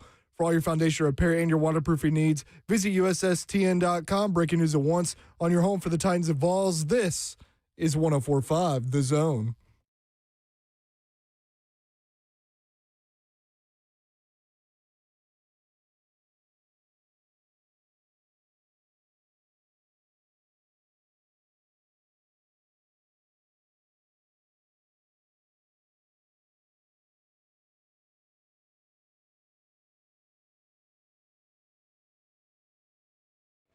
HL 104.5 The Zone. Britt Doherty, Don Davenport, and Ron Slay. Our coverage of SEC Media Days in Tampa, presented by Wholesale Supply.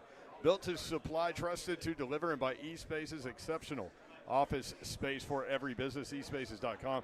If you miss any of our conversations, we invite you to go to the website, 1045thezone.com. Download the podcast where you get your podcast. SEC legend, as Don called him, as he said. Now, Stephen Garcia, Factual. former South Carolina quarterback, joins us now. What's Legend. up? What's up, big man? Can I cuss on here or no? I mean, I'll try not to. There are certain words. Technically, no. Like, we stay away from the F-bomb and the S-bomb. The S-bomb, we use Shiano instead of. Okay. So, Okay. But all the other ones are good. Yeah, same Shiano, different day. Yeah, There you there you go. He There you fit go. right in, man. He fit right in. So I didn't know you were from here. Yep. Yeah. Born and raised. Yep. What led you to South Carolina? Oh man, really Coach Spurrier. Yeah. I wanted to get out of Florida. I was very close to going to Louisville, also Really? Kentucky, Okay. and then I was about to commit to Ole Miss. And then Odron was like, "Yeah, Garcia, I ain't gonna be here much longer. I'm getting out of here." So I was like, "All right, well, that I ain't sucks." gonna be here much longer. But yeah, Coach Well, Spurrier, that sounds like it. he made a good pitch. He's like, you can go to Florida, go to Notre Dame, Oklahoma, all these other programs that historically have won, or you can come to South Carolina where historically we've sucked, and kind of create your own legacy. I was like, that sounds kind of cool. Yeah. That's awesome. So what was the official visit like? What was his in-home visit like? Oh man, I took 4 official visits to Columbia. 4 official visits. I mean, you know what official Yeah, visits I is. know, And they're a lot different. They're a lot different nowadays too. Yeah. Slay used to host. He played basketball at Tennessee. He Yeah. used to host all the official visits that came in. I was never allowed to host visits, but somehow or another, all the players ended up at my house. See? Yeah. I'm like, man, just give me the guys to host. I mean, it. but whatever. I was never But yeah, allowed to host. it was a blast, absolute blast. I wouldn't have changed it for anything. Well, it's a cool town. We've enjoyed it. We haven't been able to get out much, so we are going to Burns Steakhouse. Which you said Is that- Burns is legit. Oh yeah. Yeah. Is that a good choice? It's a good choice. It's gotten so mainstream now. I mean, my personal favorite is Charlie's Steakhouse. Okay. But if you're in Tampa, you gotta experience Burns. So Yeah. let it ride. I want to hear more about this family night. No, so that's tomorrow. Yeah. Burns is that's Wednesday. So- Now tonight though, family night. Is that tonight? It's absolutely tonight. You said I'm on Steven. my little energy drink early to go and make sure we can power through. Yeah, I need you to put that thing down before family night. Stephen, what do you think that family night would be in Tampa? I mean, You grew up that's a here. loaded question. Grew Now. up here. That's a loaded Grew up question. here. You're likely right. is So what I would say. when it came up, SEC Day, Media Day was going to be in Tampa. I'm like, oh man, Tampa? Oh hell yeah, we got to go to what it's known for. Yep. So for me, what it's known for is cigars and strip clubs. Yep. So when I said this, I brought it up on the show. She was like, "What? Nobody knows that." I him on it. I'm like, Tampa is not known for strip clubs. It and is. then I had like 80 people call in, and they were like, "Yeah, it is." It is. See? Mons Venus, 2001 Odyssey. See? Yeah, it's. There you go. I'm not a strip club guy. No, listen, and guess what? I used to be really into it. Now it's more about, man, I go there, you know what I mean, throw some dollars, you know what I mean, get on out of there. This is family night. So I haven't experienced this with my family, my extended family. Yeah. So now that we all family, we got to go there. Y'all are gonna have a blast. That's all I'm saying. The other side I of can't this wait, Stephen. And then we're going gambling, casino. Oh, the, that's Now the other that side part of I can this do. is Zeph over here. His wife is here, and she's pregnant, and she's going. Wow. I told us, no, you think we're going to leave you? You know, you got to go too. So- Like everybody, are you family? You got to go. So when we invited her down, Slay was like, "Oh, you know she's going, right?" I was like, That's "Oh, incredible. Okay. That's incredible. And she I'm was su- all in. She's I'm all sure in she on won't be the first or the last pregnant woman to be in there. That's all I'm saying. Might be somebody in there pregnant we don't even know. Oh, geez. Just saying. Okay. They don't know yet. I'm just, hey, man, all I'm saying is, from the athletic standpoint, being a part of a team is no man left behind. That's Okay. all. So we Very can't leave true. it behind. Very true. I remember when I used to be a journalist. Okay, so let's get back to Transitioning. ball. Yeah. Let me transition. That's this, family though. night. Now, ball. What's your best memory of football at South Carolina? What stands out? Ah, man, there's so many of them. I would say, everybody let's talk about the 2010 Alabama game. I mean, obviously it's the only time we've ever beat a number one ranked team. My personal one, just being from Florida, beating Florida in the swamp that same year, That's sweet too. to advance to the SEC championship game. That was always something that'll always be near and dear to me. I think that, and I think beating Clemson and Clemson was incredible too. People don't understand how bitter that rivalry is. No, they do not. I sure as hell didn't when I committed there. Yeah. I was anytime I would wear orange. I mean, even wearing this, people were like, "What's that? Why are you wearing orange?"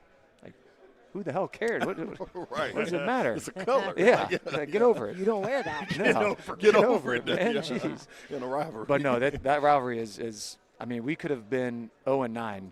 Yeah. We win that one game against Clemson. The season's a success. According to the fans. So Yeah. I want to tell you a funny story. So I worked a South Carolina Clemson game. I forget what year it was, but actually it was Spurrier's last South Carolina Clemson game, sideline reporter for that game. And when I was chatting with Steve Fink, and I had not covered Coach before. And so Steve was like, "Hey, listen, don't touch him." And I was like, "I'm sorry, what?" And Whatever he's like, you do. Yeah, he's like, because I had a pregame interview and then I had a halftime interview, and he's like, "Whatever you do, just don't touch him. Don't do the shoulder thing. Don't touch him." And I was like, "Check, got it." Like, please tell me like a fun, funny, good Steve Spurrier where you're just like, he ain't right. no, he Story. is a germaphobe. Yeah. Really? Absolutely. Don't touch He him. wouldn't shake your hand. He gives you a little fist bump and then wipes. Oh yeah. Didn't Yeah. wipe it up, get the cooties off? Absolutely, What? The absolutely. old school cooties? But was he like that with you too? Like, is he like that with everybody? With everyone. Okay. Everyone. Wow. Until recently, I saw him probably like a year ago. And he's like, "Ah, shit, Steven. Oh, Shiano, nice to see you." Yeah. So he like gives me a hug and all that, and I'm like, "What? I feel like I gotta wipe myself off now." All Yeah. these years. But yeah, he was an interesting character. He still is. And he's actually coming to the fundraiser event I'm having next month, August 21st. He's going to speak, and I cannot wait to awesome. hear what he's going to have to say. So you mentioned fundraiser. You've been very vocal about your battle. First of all, for those that don't know, kind of tell them the story. You were diagnosed with stage 4 cancer, and didn't know and ignored symptoms, and now you're like, I want to tell people about this to try and help save people. No, absolutely. My wife was telling me, she's like, "You're not feeling right. Like, you need to see a doctor." And as athletes, as men, it's like I'm not putting my trust in somebody else. Like I'm gonna do my own thing. Yeah, I'm good. It does that. No, that's not the case. You got these doctors. That's what they went to school for. That's their livelihood. That's what they're passionate about. So eventually I was like, all right, I'll go to the doctor. So I got the ultrasound. They found 2 spots on my liver. They couldn't really see what it was. So they said, all right, well, let's go get an MRI. I got the MRI. They found 2 lesions on my right lobe. Ordered the colonoscopy the next week, and they found a mass up there. And they were like, all right, we're going to do the biopsy, make sure it's the same deal. which it was. The next day they put the port in. The following week I'm doing chemotherapy. So everything just happened in a freaking blink of an eye. And the guy told me, he's like, you're young, you're otherwise healthy, you're an active guy. We're going to give you the biggest, chemotherapy we have, like the most aggressive.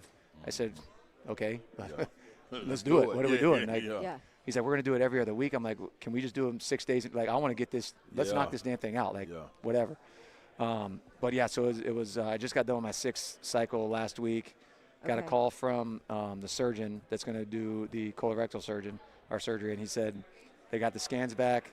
The 2 lesions, the big one has shrunk by 50% and has calloused on the outside, meaning that it's basically dying. And the second one they can't even see. Wow. So he's like, we're done with chemo. We're going to move to radiation. That is amazing. And then surgery in 7 weeks and cut it out. So, okay. Yeah, I was pretty excited about that. That's you get awesome. you get those phone calls. It's like, man, I don't know what this guy saw on the scan. It could be, hey, man, you got like a month left. Yeah. And to be honest, like even if he would have said I had a month left, it's like I don't believe you. I'm not. I'm going to keep doing what I'm doing. I'm fighting. Yeah. Yeah. So how have you tolerated and dealt with the treatment? Like, I mean, surprisingly not bad. There's been like 4 or 5 days that have been pretty Shiano-ish. Yeah. My stomach's just churning like hell. Yeah.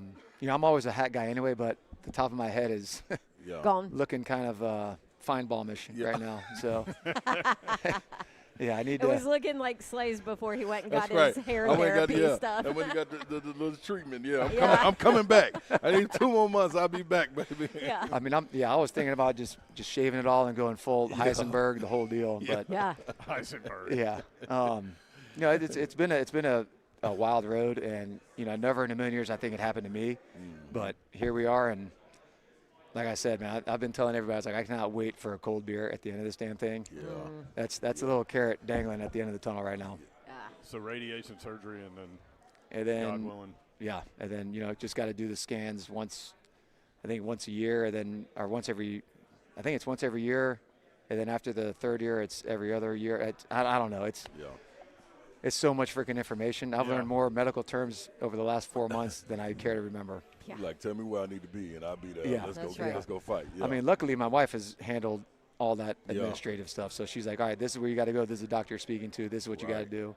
So it's a lot. So I mean, I can understand why people get kind of down on themselves and depressed, because I mean, there's a lot of just negative ass stuff online. I mean, I'm trying to read like positive stuff, and next thing you know, I'm like, oh yeah, my so-and-so grandson, he got diagnosed and he didn't make it. I'm like, don't send me that. I don't want that. On that. No, I'm sorry to hear for your loss, but I don't need that. I need positive reinforcement. I'm an energy guy. Yeah. So stay away from WebMD. Yeah. This one on WebMD all the time. Yeah. So how do you deal with that from the mental perspective? Yeah, man, I kind of look at it just like it's another game. It's obviously a bigger than game, but just kind of focusing. It's like, look, this is the team that we assembled. We got top-notch surgeons. We're at Moffitt Cancer Center, and they're one of the top in the whole country. So it's like, if these guys are telling you what to do, they're telling you not to drink, don't drink. They're telling you to stay away from sugar, stay away from sugar. They're telling you to stay active, be active. They're telling you to take a nap, take a nap. So I'm just kind of following the game plan, and it's working now. So we'll see what happens. But you'd be amazed if I were to go through my phone and show you how many suggestions I've gotten from people with herbal remedies, ivermectin, fambezanol. I don't even know how to pronounce some of this stuff. Take retachuchai, take this, take that. I'm like, what? All right, y'all. Oh my gosh. I appreciate you guys, but man, this is system overload right now. Well, we are definitely praying for you, and I know we got a great listening family that likes to lift people up. So. Well, I do appreciate you guys. I mean, it means a lot. The surgeons and the doctors are like, whatever the hell you're doing, keep doing it. Yeah. So I don't know if it's a combination of, the chemo, staying active, staying positive, the prayers, the support. I mean, I believe in all of it now. So whatever it is, it's working. I appreciate everybody that's supported me and showing love. I mean, it's been incredible. The fundraiser you got coming up, where's that taking place? How can people help, or is it? So I'll post it on my social media and all that stuff, and I'll make sure to get it to you guys. But it's going to be August 21st down here in Tampa. Okay. I got Coach Spurrier coming down to speak to it. Coach Gruden coming down. nice. Mike Allstott, Martin Gramatica. I'm going to see if I can get a couple other guys to come down there. But shit, man, if you want to come down and have another family night. Hey, I'm with family. My guy Rob Ayers used to play down here, so hey, I'm looking forward to it. Like, I know what it's like. I know what it's like. Steven Garcia with us on 3HL. How can people follow you on socials? Yeah, Twitter is just, I think, at Steven Garcia. Maybe there's a 5 in there. Instagram is Steven, STPHEN _ Garcia 5. And then Facebook, same thing, just at Steven Garcia. Awesome, man. Enjoyed watching you play. Good to meet you. I miss those days, man, the good old days. Yeah buddy. Good luck with everything. As she said, we're all praying, man. Well, I appreciate you guys so much for having me on. Come to Nashville, stop through, man. Hit us up. Yes. No, I love Nashville. So I'll get your number when we get out here. I was going to say, maybe kick this cancer's butt, and then when you're ready to have a beer, come to Nashville. Yeah. I like the sound of that. Yes. That sounds good. Thank you, Steven. Thanks, More Steven. 3HL coming up, 104.5 The Zone.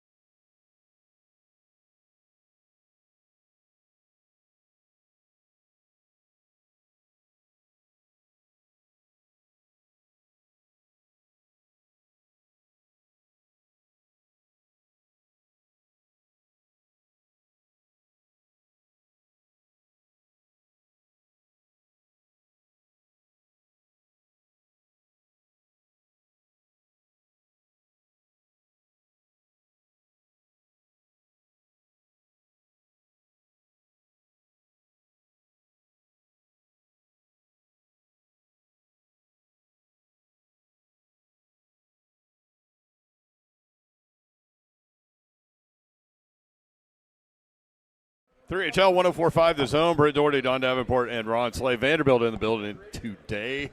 Vanderbilt football coach Clark Lee with us now. Coach, what's up? How are you? Well, this means the season's here, so I'm doing great. When I'm sitting with you guys, it means it's upon us. Time. You excited? Right. I am excited. Yeah. A lot. Obviously a lot of unknown. I mean, that's the fun part to me. Yeah. How are we going to get this team aligned with chemistry and directed towards winning? But I think I've enjoyed the time with this group so far, and I'm excited to get going with training camp. First 10-win season in school history. Unbelievable year last year for you guys, and I know you're very proud of that. But fans and us and we all like to talk about those things, but you got to move past it, right? Yeah, and I mean, I don't spend a ton of time thinking about it, or talking about it.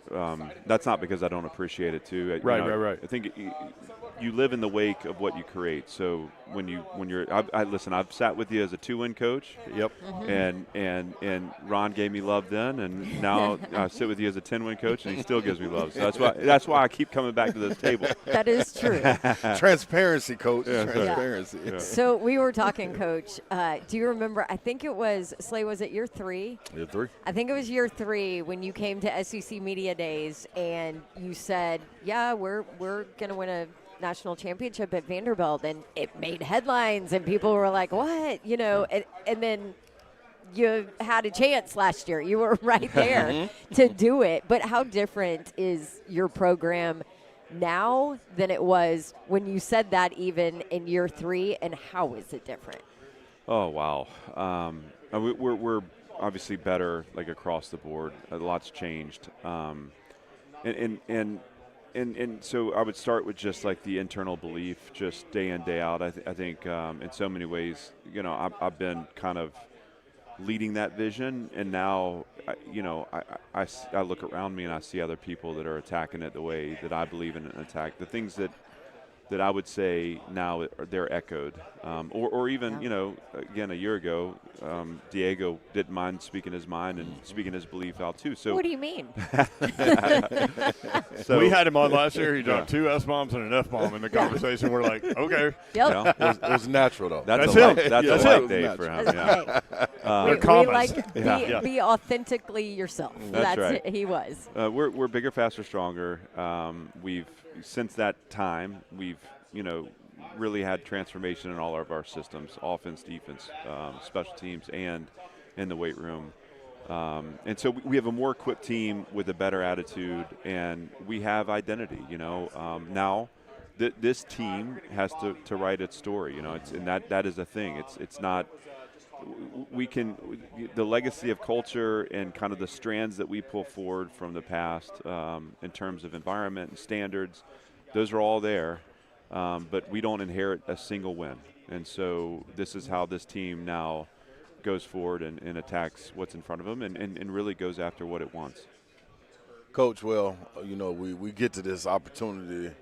It's not a lot of times during the year, but you get to go in the boom boom room. I love that. I knew you did. I knew you did. Were we going to the boom boom room last year, or were you off? Were we? I don't think we went last year. That was more like a little ride around. That was like a little ride around, little drive by boom boom room. This right here, we going in the boom boom room. Yeah. All right, Clark Lee going in the boom room. He understands the rules already. You ask the questions. You got to answer them truthfully to the best of your ability. If you do that, the door's unlocked and you're out and you're moving around. You cool with that? I'm cool with it. Lock the door. Zelf. Ah, yes. One man on his way in to the boom boom room. All right, Coach Clark Lee, my guy, in the boom boom room once again. Let me throw this at you. Who brings the best out of you? Oh, my wife. I mean, that is, no doubt about that. I mean, when you talk about a coaching career, is there a limit on the time that I can answer questions? Absolutely not in the boom boom room. Yeah. That partnership has been so critical to me staying grounded, and you can't survive in coaching without support at home. Yeah. So we have 3 great kids. We have 1 on the way. So she's due in November. That's November. Boom, boom, football season. Football season. Coach. You guys didn't plan that very well, Coach. Typically, coaches are great planners. Sometimes we like surprises, too. Hit the switch. Get this. We'll be somewhere between Mississippi State at Starkville and playing Alabama at home, and we'll be welcoming a new member. So So, Ron, she's a rock, and we've been married 15 years now. Yeah. So, very proud of that. And then I've got an army of people at work that, that including our players that challenge me, that support me, that know me. Yeah. I think that's what makes our program special. Is that they I don't just kind of hide away in the office, man. These guys know who I am. I got people that'll speak truth to me, hold me accountable. And that's what makes this so special. It's the human part of this. That's the problem about putting him in the boom boom room. We got something for him. Uh-oh. Girl or boy, or do you know? It's a boy. Yeah. Okay. Yeah. Okay. Working so on then, names, what's that? So what is the dynamic? Then. So oldest boy will turn 14 next month. My daughter Mara just turned 11. So Clark C3, 14, 11. Baby Jack will be 9. He will always be Baby Jack. So he turns 9 in August. You're going to fight for that title. And the number 4 is a boy. She's got a Baby Babs. Yeah, she'll always be Baby Babs. She's 6 now. Yeah. She's going to be a rapper. I'm hoping my big bet here is that, as your kids get older, they become kind of co-parents in this. Exactly. So that's what at least I've talked to Allison about. You're going to have a lot of babysitters. This one will be easier. Yeah. Right. Yeah. All right, now, why can't we get you in a movie? If we can get Jerry Curtis in there, who we got to what's talk going to? on there? Well, Nate Bargott said, what we got going on? Clark got to be in one at some point. I think the world needs Clark Lee in a movie. So I think this may be the starting point for that, and let's see where it goes. Catalyst for it. All right. Now, in the Vandy program, you alluded to this in the first question. The Vandy program, who's been the help in the program that you didn't see at the beginning that was going to be the biggest help? Is this kind of in a supporting role? In a supporting role, outside of the football. Yeah. This is an athletic program, outside, whatever it may be. This, and here's the thing, because I'm not a hot take guy. You guys know that about me. I keep it pretty simple. This question you've just asked me will create about 800 fights for me when I get back. Yes. You know what I'm saying? That's because what the Boom Room does. And what I want to do is name about a million people. But you can't. And now I'm trying to figure out who the right. So here's where I'm going to go with this. Mm-hmm. I'm gonna say Molly Hart. Okay. And I say Molly Hart because she's standing somewhere nearby me. Molly is my executive assistant. Okay. Get this, she was my senior manager at Notre Dame. So I was the defense coordinator. She was my senior manager. That's a big deal there. And when I took the job, I hired her just because she's a great person. Right. And she's become like. She runs my life. Okay. And so I'll have a suit on today. Molly, inevitably, in collaboration with my wife, Allison, will have picked it out. She tells me what to wear. She tells me where to go. She makes sure that I'm taken care of. She challenges me when I need to be challenged. She's grown so much. I hired her at 22. She's 28 now. And that's been a really cool partnership and relationship that's grown over time. Okay, so last one for me, and I'm going to let you out of the Boom Boom Room. Yeah. The people around it, and we're doing transparency in the Boom Boom Room. I wouldn't be me if I didn't ask you this. We understood who Diego Pavia was coming into this program, but the people around him, that right there, I thought what was built up, the people that believed him, that ran with it, how do you replace that? Yeah, man, I'm going to be honest with you. That is that Barton Simmons? We put that on Barton Simmons. Can we phone a friend here? That's good. No, that is the question. Yeah, that is the question, and I think you'll never replace that singular person. And yet, my belief is this: that we have a locker room of guys who have been doing the quiet work in the shadows, who've been leaders.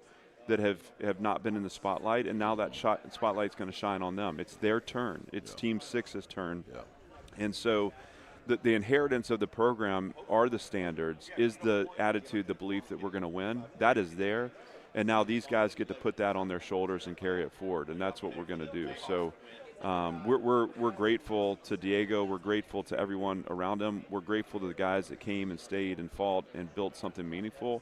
And now our responsibility is to take it forward. Let them out the Boom Boom Room, people. Hey, do I get a T-shirt at some point? I mean, I see stickers and T-shirts. So let me. It's orange and white. That's why I can't. Listen, that's why I'm getting you a black and gold. He'll get you a different color. Come on, I'm respectable about this. You are. Always have been, too. You might have a black and white one. Yeah. Get my guy together. We know you can't wear that color, Coach. I can't wear the color, but I will wear the shirt if I'm given the opportunity. Okay, full transparency, I have a shirt that I came on a mentee of mine to a recruiting visit, and I was given a black and gold Vanderbilt shirt. That was prior gave to me, him, right? No, this was why he was during there. him? Yeah. Okay. I will say I have cleaned up the yard in it before. No, very good. Hey, I have cameras outside my house, but I will not reveal it. It's all about what you do in the shadows. That's the principle of the program. So Yes, you're in the right frame of mind. I love it. Clarkley with us, Vanderbilt football coach. Obviously, we need to ask you about the quarterback situation. Oh, I thought we were done. No. Jared Curtis, everybody knows about. He was in the movie. You flip him from Georgia. I'm curious how that happened. But Blaze Berlowitz kind of gets left out of the discussion. I know he was competing in the spring. Where are we with that situation? Yeah, I mean we're moving through it. So now with summer access periods, we have a chance to evaluate through the summer. Jared's done a great job, continuing to evolve. Very serious about it. I really appreciate with all the attention he gets. This guy's really a simple person. He wants to play good football. He wants to be with his teammates. He works hard. When he has opportunities to travel the country to, represent Nike or whatever, he chooses to stay training with his teammates. I appreciate that about him. Obviously, Blaze Berlowitz has a ton of experience in the system. This is a guy who has battled through ups and downs and has really found a rhythm for himself and a confidence. I'm excited for him moving into training camp. Whit Muschamp has been with us 3 years now. Obviously, Dad's a coach. Whit probably gets the least amount of attention, and yet at times I've looked out on the field and he has been the best quarterback. I mean, he knows what to do with the ball. The moment's never too big for him. And then Jack Elliott is just like an absolute bulldog. This guy, he's going to find a way to impact winning for us. And so you have 4 people that each bring unique skills, and yet this has now become a process of elimination because you cannot prepare 4 people to play in a game. That's right. That's not fair to them, and it's not fair to the offense. And so we are working through that this summer. We are aiming towards a training camp where we'll really shift focus more to 2.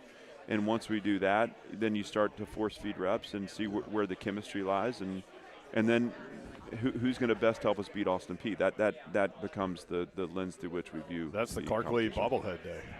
That's it, huh? Yeah. Austin Peay. Did you hear about it? Oh, did I hear about it? Yeah. We need one in the studio. We need one. Yeah. We're very well, excited. Listen, that's done. I mean, this will be an exchange of goods. Exchange of goods. I'm cool. Yeah. Boom, boom, I got my room guy. shirt, I got my guy on the line. Yeah. So with the quarterback battle, like when do you want a starter named, and do you foresee this like heading through camp? Ideally, we would have named the starter yesterday. Right. So we're already, and I think that's just it's just kind of one of those things that creates anxiety, and so you just want to try to start to normalize things. Look, what we're going to do is we're going to go into training camp. We'll have basically what amounts to kind of 2 weeks before our first scrimmage. Or a week and a half thereabouts, and by the time we come out of the first scrimmage, we want to be able to shift attention to one person. Okay. I don't know whether that means I don't know that we'll be ready. So again, I have the ability to say, we're going to take this another week. We'll have a second scrimmage after that third week. Mm-hmm. And I don't know when we'll announce it, but this is, to me, about a concentration of reps and a communication internally. Yeah. I think that's important to set a course for the team to be successful. I feel like I've asked you this before over the last 6 years, but how do you feel about playing 2 quarterbacks or, anything like that, or maybe packages for somebody? Yeah. That I would lean more towards the second. I appreciate the question, first of all. I think it's a really good question. I think when you start to split the quarterback position, you run into an issue with identity. I think that's the wrong approach. But when we have players that have specific skill sets that can help in certain situations, if it's a strategic decision to help move the offense in a specific situation, I think it's a great thing to look at. So we'll explore that as we go, but it will be important to have a quarterback when we play Austin Peay that is carrying the load, the majority of the load through the course of the game. And look, just like anything, I mean, we'll constantly evaluate the performance of that position as we go through the season. This is all about how we win. Clarkley, Vanderbilt football coach, with us on 3HL. what is Witt's intensity level like? Because he looks like his daddy. You watch Will on the sideline. Sometimes it looks like his head's going to pop right off his shoulder. he's got it, and yet he probably like balances that. To play quarterback, you can't be throttled down all the time. That's more of a defensive mindset. Yeah. But he's been through it. He's steady. What a great kid, man. It's like one of those things too, that the joy of coaching is seeing the growth and development of all these players. He's one that I've loved to have as a part of our program. You know what? One of the craziest and best things about where you're at right now in your career at Vanderbilt, you get to deal with the fanatics. The fanatics, it's a resurgence in them. The Vandy fans are coming out when y'all lose. They point and wagging the finger. Yeah. People are going crazy, ready to burn the town down. What's your thoughts about where you've reached with the fanatics, the fans, the crazy fans coming out in droves? Because it's a lot of Vandy fans that we didn't see for a long time that are out and about, and they're present. The fun part is that because, there was like a lot of stuff we had to go through in the first 3 years, it's been an explosion. And I love this community that was dormant that's been reinvigorated. That part of it's really cool. I also love the way Nashville's grown. There are a lot of people that don't have an SEC team. That's right. That have shown up to watch us. That's made a game day environment that I think is as fun as any that we play in. It may not be as big, but it is fun in that stadium. And yet, so here's the thing. We have to be as skilled now at insulating the program as ever. Because when early on they wanted to burn it all down, now, it's going to be everything. First of all, you're going to hear about how good you are and what the expectations are, and then on the bad days, they're going to have the fingers out. So we just stay contained here. The stories are written from the inside out. We're going to focus on what we're doing internally. But I love being a part of something that people are passionate about. That is really cool. You know what? A great story. You mentioned the first 3 years that you got that fourth year. And I think that's an example that maybe some other schools, some other ADs need to look at instead of pulling the trigger after year 2 or after year 3. Candace Story-Lee stayed with you, and here we are. I hope we can spend the second hour talking about Candace Lee because she is the best leader in college sports. And I will tell you, I wish people could go back to that third year and could sit in our conversations. And it wasn't that she was marching down the hall to me. It was like, reaching out and say, hey, do you mind coming to visit with me for a second? Me talking to her. Hey, do you mind coming down to visit with me? I'm thinking about these things. Her sitting there listening, helping me process. I'll tell you one moment. We were talking about, this is probably mid-season in 23. We were talking about things that I was thinking about with respect to potential coaching changes. And you have to have support from the athletic director to do that because, obviously that you take on salary at that point. And and Candace was as patient as she could be and was just pushing me to take my time and not to rush anything. I mean, so just supportive. And then I took her through this cut-up. I forget, it was from the Ole Miss game. It was maybe like 5 or 10 plays. And I'm showing her these plays, and I'm talking about how close we are. Candace is a basketball player. Put her in the film room. I put her in the film room, and she teaches me things about basketball that I never, the way she watches the game, And so I'm talking football with her, and she to her credit, she's engaging me, and at the end, she goes, I don't know what any of that was. But whatever you're doing right now, you need to do that. And what she was telling to me was that I needed to get back in a teaching role. I needed to engage the players as a teacher. And that's when I decided I was going to take the defense over because I wanted that too. So anyways, I'm being too long-winded here. Candace Lee is the best leader that I've ever been around. She's an incredible partner and 100%, her willingness, not just to stick with us, but like just the total support. Through that challenging part of the build. I'll never forget that, and I think leaders in all areas need to be paying attention. Sounds like that conversation gave you freedom. Oh, my God. And through freedom, you can do anything. How about this? How about how many times we operate out of fear? And so what am I fighting to protect Fear rather is a than liar. just – That's right. Yeah. Hey, this is a partnership. She's got my back. I mean, and I think in those two, I said, hey, we're probably – a couple more bad seasons away from us having a really challenging conversation. I mean, I acknowledge that, but – it was never – it just never was like, you better fix this. It was always like, hey, how do we – that belief that she had, man, I'll never forget that. So, yeah, she's the greatest. She's a badass. Badass. No question. No question. Vanderbilt Okay. football coach Clark Lee. I know we got to go, but just Yeah. real quick, I can't remember if I asked you this. How did you consume the goalpost going down Broadway into the river? Went right down through my apartment. Because basically. I was working a game, so I was in a different Yeah. town, so I was like following it on Twitter. I'm like, where is it now? Yeah. Where Yeah. is it now? This, I mean, I hope we're at a point now where the goalposts aren't coming down as often, and that so that only happens. But what a great, I do remember this. I'm going to share this with you. When we're going to the bowl game that year in Birmingham, Steve Gregory telling the team, we're going to win the game. And we're going to take the trophy. We're going to get on the bus and come back, and we're going to dump the damn trophy in the river.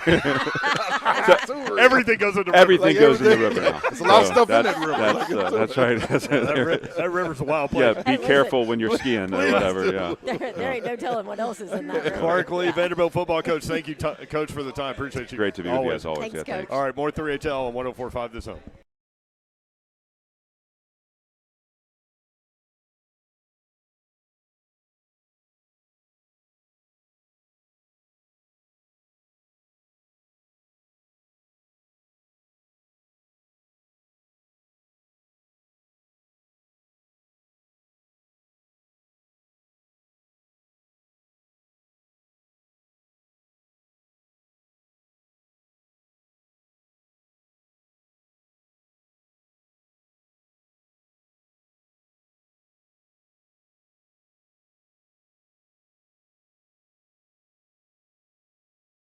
All right, we are talking all of this football right now. So if you want a cool place in the fall to go watch games and, I don't know, maybe place a wager or two on them, you need to check out Circus Sports at the Mint at Kentucky Downs in Franklin, Kentucky. It is the very first exit once you are in Kentucky. And I'm going to tell you that this two-story sports betting experience is crafted for the ultimate sports fan for you.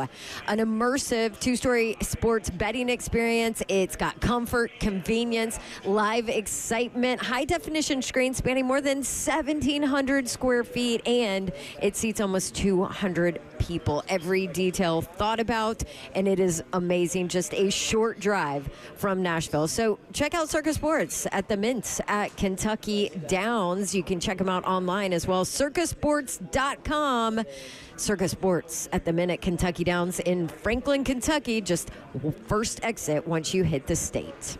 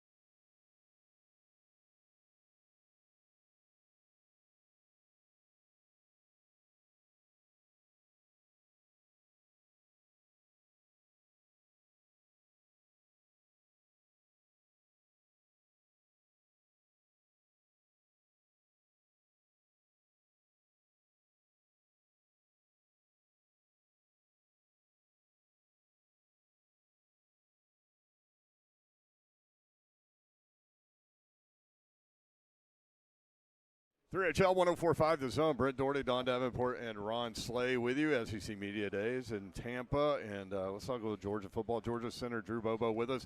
You look good, man. How you feel? I feel really good. Good. I know you've been through a lot. The injury against Georgia Tech, and for people that don't know, broke a bone in your foot, went back in the game for another series. That says a lot about you. Yeah. How much pain were you in? It wasn't that much pain. It was just like I couldn't press off my foot, and it felt like it was like something was moving around in there, and I was like, I need to get an X-ray. Was it tough to miss spring practice? Yeah, I mean, just really missing anything when I could be out there just with the team, just having fun. I mean, going on my last year, and it was tough, but I tried to do a good job of blocking it out by just being there for my teammates, doing stuff like that. Returning captain, that's rare these days. How important is leadership to you, for you to be a leader like that? I mean, it's important for me because when I got to Georgia, we had great leaders like Nolan Smith, Sed Van Pran, people like that, just showing up every day, putting in the work, being consistent. And it's important for me to do that just because I've been on the team for a long time, just kind of showing the younger guys how to do it.